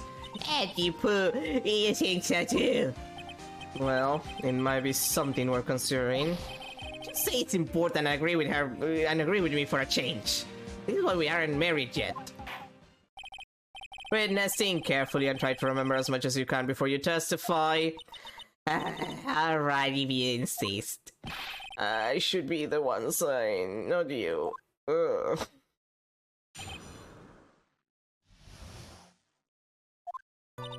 And guard. Yes, now I remember. The Nickel Samurai, that's right, it was the Nickel Samurai that I saw. Yes, it would have been convenient for him to wear his costume during the murder. He had to go to that post-ceremony stage show right after the crime, you know? He must have worn that Nickel Samurai costume when he was stabbing poor Juan. I knew it. I knew you said he was inside that costume. What? You think there could have been someone else inside that costume? Oh, but that was literally what happened last case. Oh, that was literally what happened last case. That was literally what happened. That's literally what happened last case that you were in. Remember that? Remember how that happened? It's the same set. It's the exact same sheet, all but I'm gonna fucking kill myself. God fucking damn it, this bitch! Don't be a bad little boy thinking such rude things. But the possibility does exist. It's literally like the same case that we had in the other game with you a year ago. Remember that? Am I the only one who remember that? Edward, do you not remember that happened? You were so salty about it that you came to me and told me about how you were unhappy to see me because I gave you unnecessary feelings and we were very gay about it. God. Young'uns today. I tell you there's no way it was anyone else. How do you know that? Because I said so, and what I say is the truth. At least she's just as delightful a witness as she was a year ago. Mr. Wright, you may cross-examine the witness.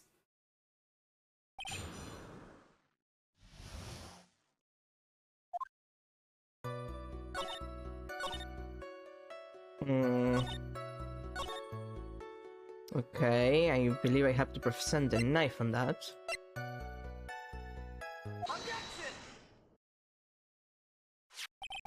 Please take a look at this.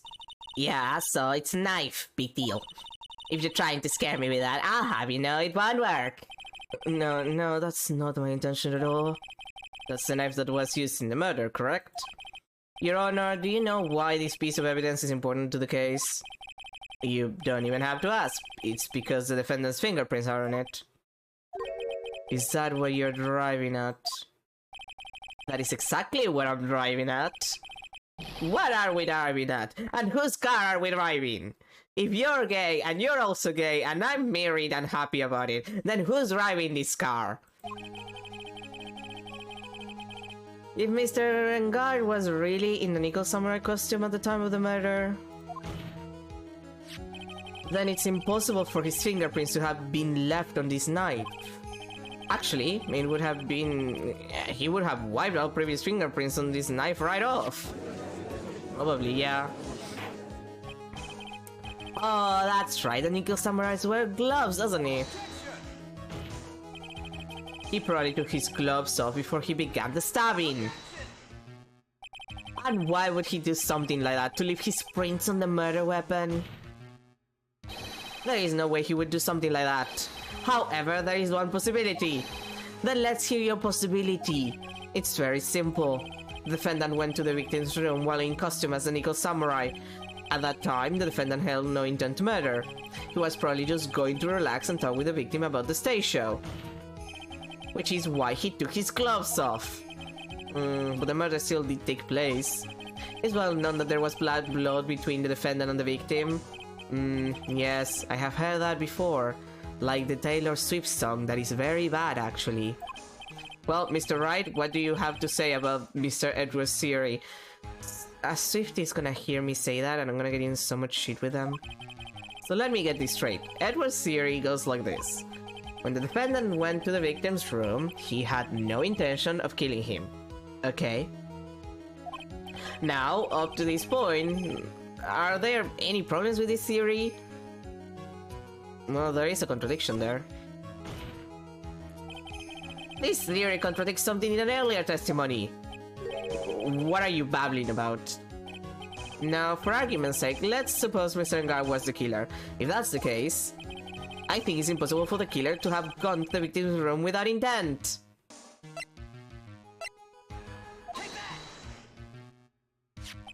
This knife, this was used by Mr. Engar at dinner. Yes, we did establish that. Which means that if my client was, in fact, the killer, then he brought this knife with him when he went to visit Mr. Corrida, I suppose. However, you just said it yourself. At that time, the defendant had held no intent to murder. If that were true, then why would he bring a knife? He wouldn't, would he? Which means, Mr. Edward, your theory was flawed from supposition 1. And one more thing, if the murderer was wearing the costume at the time of the murder, then there should be glove marks on the left knife. Left on the knife, rather. What did I read like that? I can't read. God damn it. Which means the defendant's fingerprints shouldn't be all over it like bees on a hive. And that brings me to my final point. This knife was planted by the real killer to hide their identity and mislead us. Order! Order, I say. Order in this court. Was this knife really planted by the killer? Why would the murderer do such a thing? You frame my Engar, of course. It's to frame my client, Mr. Engar, of course. To frame? Aren't you forcing the interpretation just a little too hard on this one? But we just established that the witness saw the nickel samurai in costume, and if that were true, then there shouldn't be a single fingerprint on this knife. Witness! Looks like I made your life a tiny bit more difficult, huh, GP? Witness, did you not really see the nickel samurai? Well, I guess at first I might have forgotten, but... Are you saying you mixed up Mr. Engar with the nickel samurai, his character on TV? But I mean, I can't really do anything about that now! Look, I was waiting around in front of their doors because, well, I wasn't waiting around for the nickel samurai, that's for sure. She wasn't waiting for the nickel samurai. Alright then, who are you waiting around for then? That's top secret to anyone outside of security. I have a feeling that you were waiting for Mr. Juan Corrida. Am I correct, witness? Ha ha ha. The way you think you are a sad amateur with a terrible case of nearsightedness. Amateur? Me? What am I an amateur of? So Olbach was waiting around in front of the victim's room.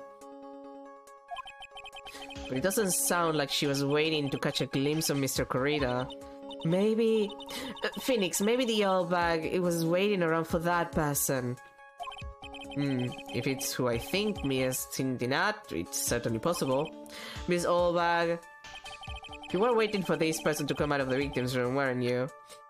Profiles... Good old Adrian Andrews, age 23. Who is this person? This is Adrian Andrews, Mr. Engar's manager. But why would the defendant's manager be in the victim's room? It seems that this is the latest rumor in circulation, Your Honor.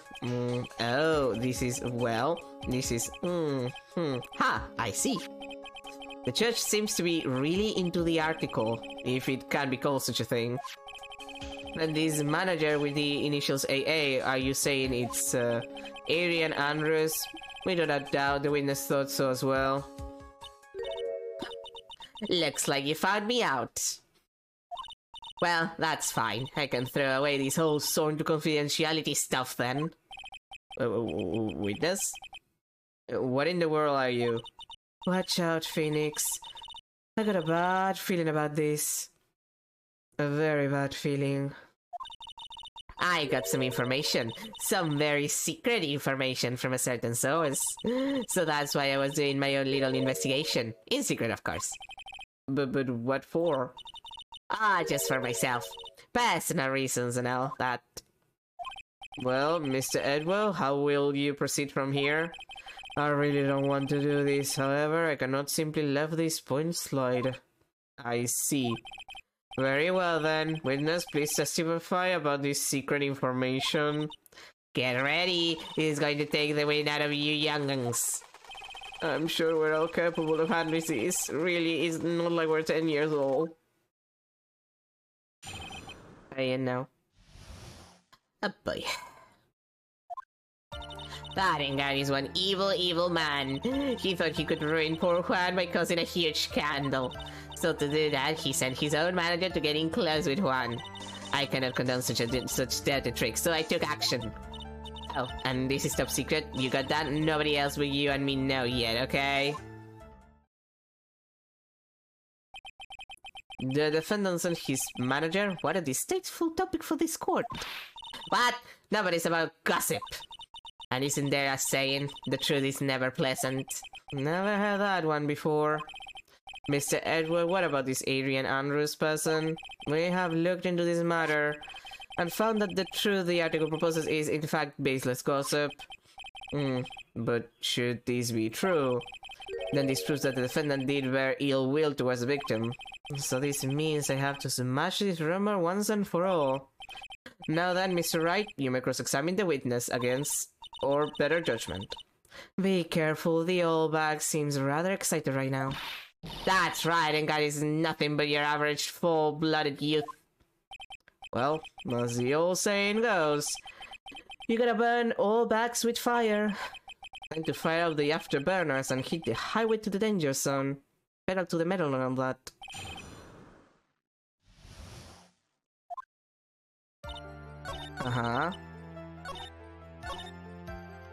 Press. Wait. What? I'm a busy woman. Tea time with the keys is over. Secret information that no one else knows yet.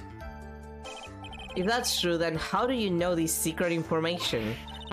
Well, that's because I'm a pro. Yes, that's it. It's a secret. Even if you drill a hole into my brain, you'll never find out. How in the world did that old bat get such a secret piece of information? Evidence?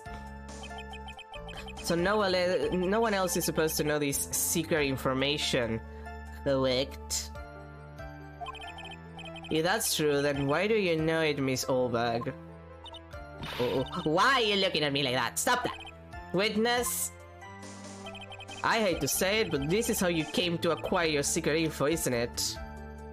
Lotus camera.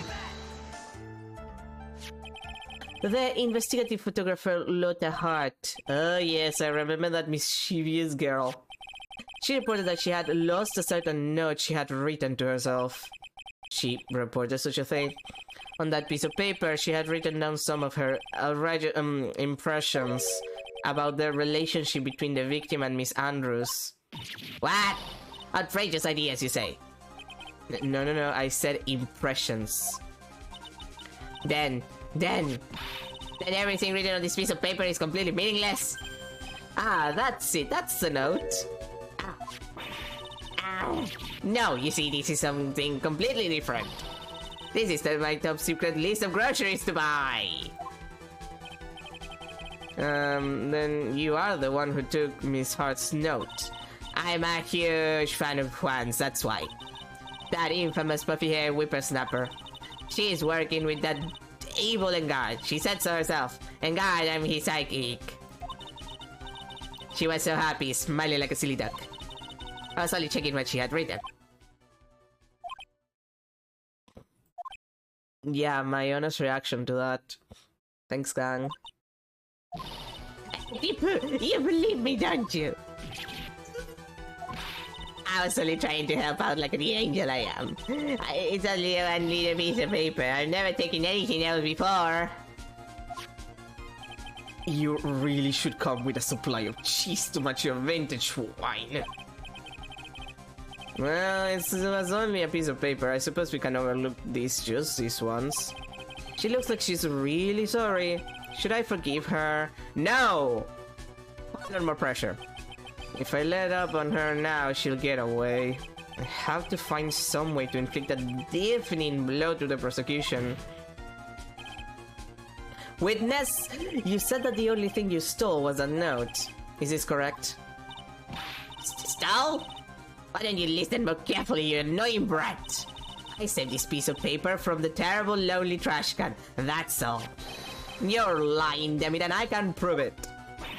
Are you putting my credibility under scrutiny again? Yes. Miss Obag? I don't believe that the note is the only thing you stole that night. The camera again. Miss Obag, that note was with a camera inside its case, wasn't it? A camera? Yesterday, Lotta Hart was raising a huge stink over her camera. She kept saying something like, "My sweetie, 1,600 camera disappeared on me." Or 1,600. Why? Why, witness? What is it, Gramps? If you have the note, then it's only logical that you have the camera too. Looks like you found me out again, Sonny. Is this the camera you're looking for? That's... What? Even though I look like this, I'm still a person, you know? That's...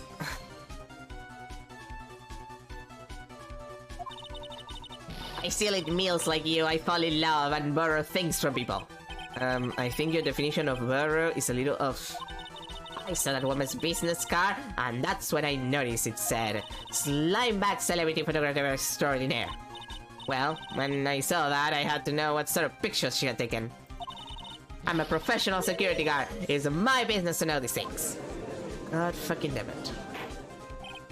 Bailiff, whack her balls. Check this camera's photos, hurry. We must examine them at once. Immediately. Oh, my nose. It's so itchy. Well, Mr. Edward, what do we have?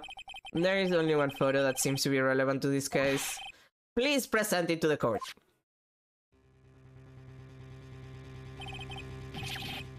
This is the Nickel Samurai. See, I told you, that's the guy I saw. This proves that the witness was not lying earlier about this matter. Let us photo added to the court record.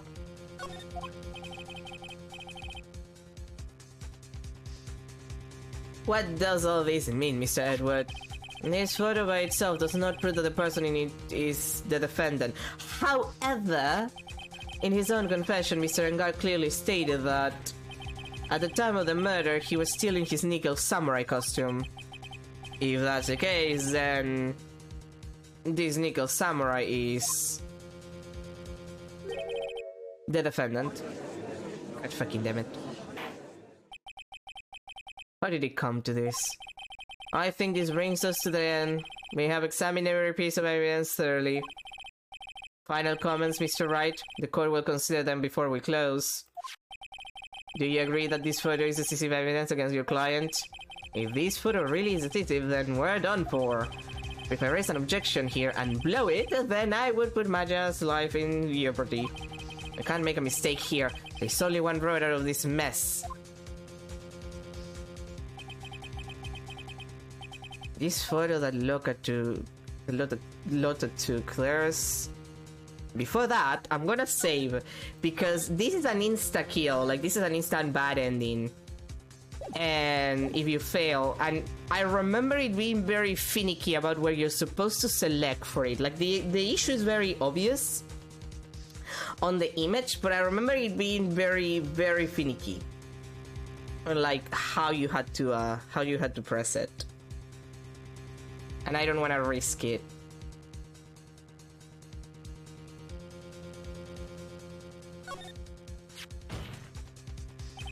There's something strange with this photo.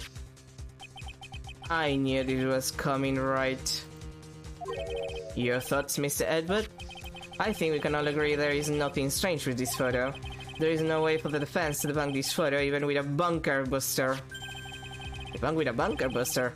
Is that what you're planning to do, Mr. Wright? I don't even know what a bunker buster is, though. Anyway, please look at the photo one more time. If you really believe you can honestly find something wrong with this photo, then you should only need one chance, correct? Well... I have to find something wrong with this photo. I can't let this chance go by. I mean, the heck did she take this photo from anyway? It's all out of focus. Why can't she take a good shot, especially when it counts? Now then, let's hear your objection. What about this photo is strange? I believe it's here. I believe it's in this area. The thing is, it's very obvious, like, it's the same thing as the original samurai case, like the steel samurai case. It's exactly the same. But I don't remember if you're supposed to press by this leg or by the other, because it will only take one, it will not take the other. I never remember.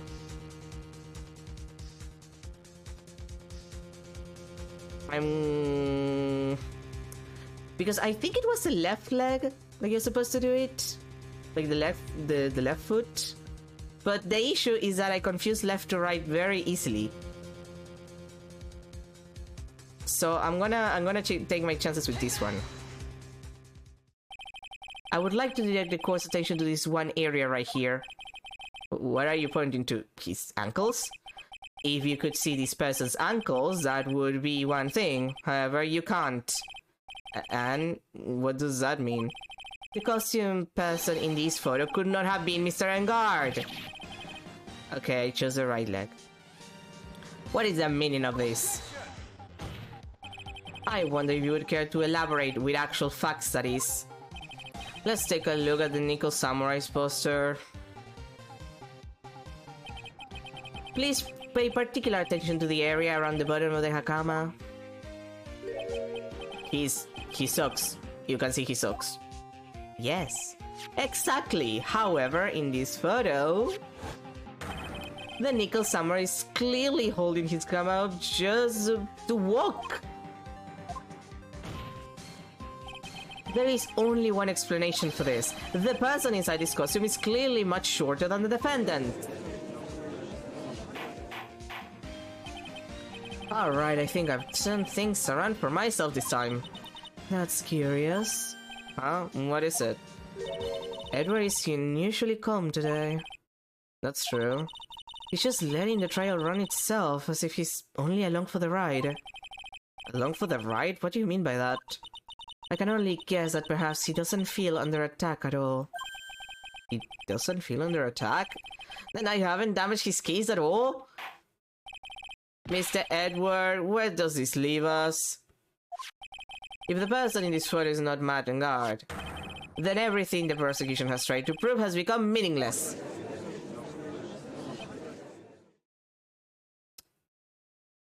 Okay. I figured it would come to this. What? Right, I have something I want to ask you.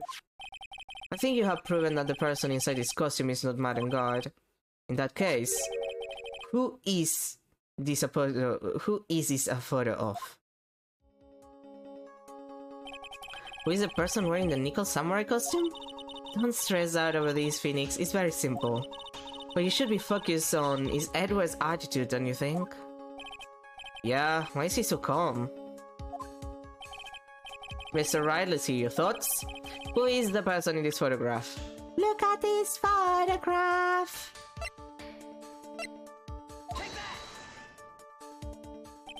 That probably broke someone's ears, the fact that I went that high. Adrian Andrews. If you want to know who that Nickel Samurai is, it is none other than this woman. And what would you say it must be Miss Andrews? What in the world points you to her? For starters, she's short. And she can freely move in and out of Mr. Engarde's room. Finally, she had dinner with Mr. Engarde that night. And how does that all up? It means that it makes it very easy for her to get a certain item. A certain knife with Mr. Engarde's fingerprints all over it. A knife that was used as a murder weapon. Why don't you just say what it is you want, right? I have to do this now. This is my last chance to turn things around. The defense moves to indict Miss Adrian Andrews in the murder of Juan Corrida. It was Miss Andrews who tried to frame the defendant for the crime. Order! Order! Order! I want lunch. It looks like this trial has hit a most unexpected development. Mr. Edward? Yes, Your Honor. This court is issuing a subpoena. A subpoena? Subpoena? How do you pronounce that in English? This court is issuing a subpoena for Miss Adrian Andrews. A verdict cannot be passed without first hearing her testimony. Alright, this is it. This is kind of bad for us. Huh? What do you mean? If Adrian Andrews is summoned to the court as a witness, it means that the trial will go on for another day. One more day? Ah! If I don't get a verdict today, then Maya... Now then, we shall set Miss Andrews' testimony for tomorrow. What am I supposed to do? The judge is about to adjourn the court. Raise that objection. Now then, we're fucked. Please, Your Honor, continue the trial. You must pass a verdict today. I can't do that. We cannot hear Miss Andrews' testimony if she's not. I abhor wasting such valuable time. Edward? Your Honor, I request that you please continue with today's trial. But we cannot continue due to this unexpected development. Unexpected development? I think you underestimate me, Your Honor. And what do you mean by that? That Mr. Phoenix Wright will slave his way to subpoenaing Miss Adrian Andrew is all happening according to plan, even if Wright was a bit slow to catch on. What? Damn it, Edward! You could have told me this! What is the meaning of your statement, Mr. Edward? Miss Adrian Andrews is currently waiting in the prosecution's lobby. She is the next witness. Everything was planned out in advance by that man? Somehow I knew there was no way Edward would have overlooked Miss Andrews. Looks like this battle is far from over. Exactly. He's just built different. Very well. We'll call the next witness. However, before we proceed, we shall take a 10-minute recess. Please prepare your witness in that time, Mr. Edward. The car will now take a 10-minute recess. God damn it.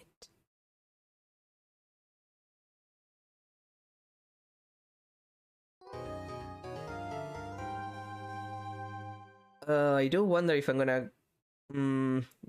Is 20 minutes enough to go through the entirety of Adrian's testimony is the issue. I don't think so, because she has like a 3-parter. Like, her testimony is particularly long, I remember that much.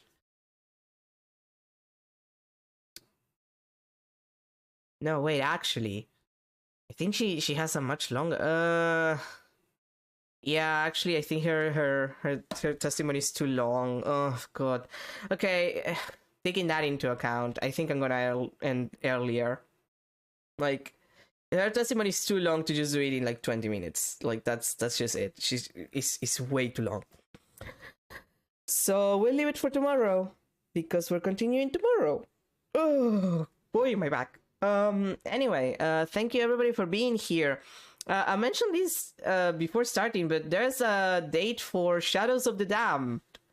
There's a release date. It comes out on the 31st of October, because it's it kind of fits fucking Suda 51. But between these and the fact that I'm probably not gonna get it like first date, we're probably gonna finish Justice for All. And we'll finish Trials and Tribulations. And instead of starting investigations immediately, I want to go through the re-release. Well, I guess it's an enhanced edition. Like it's not a remake per se. They just it's just an enhanced edition, I suppose, of Shadows of the Dam, the best Suda 51 game that nobody played because, well, there were reasons for it, but it is basically my favorite game by him. By the Grasshopper team, like it's a very good game. But anyway, that's for when that comes out, which is on the 31st. It's next week. Yeah, it's next week. Okay? Yeah, no, it's next week. It's by the end of next week. But anyway. So thank you everybody for being here. Have a good rest of your day, a good ending to your weekend, a good start to the week. And I'll see you tomorrow for Adrian Andrews' like 5 parts long testimony. Oh god, I think it's actually 5 parts long. That's gonna be like an hour of testimony. Jesus Christ. Oh boy. Women, am I right? Bye everyone.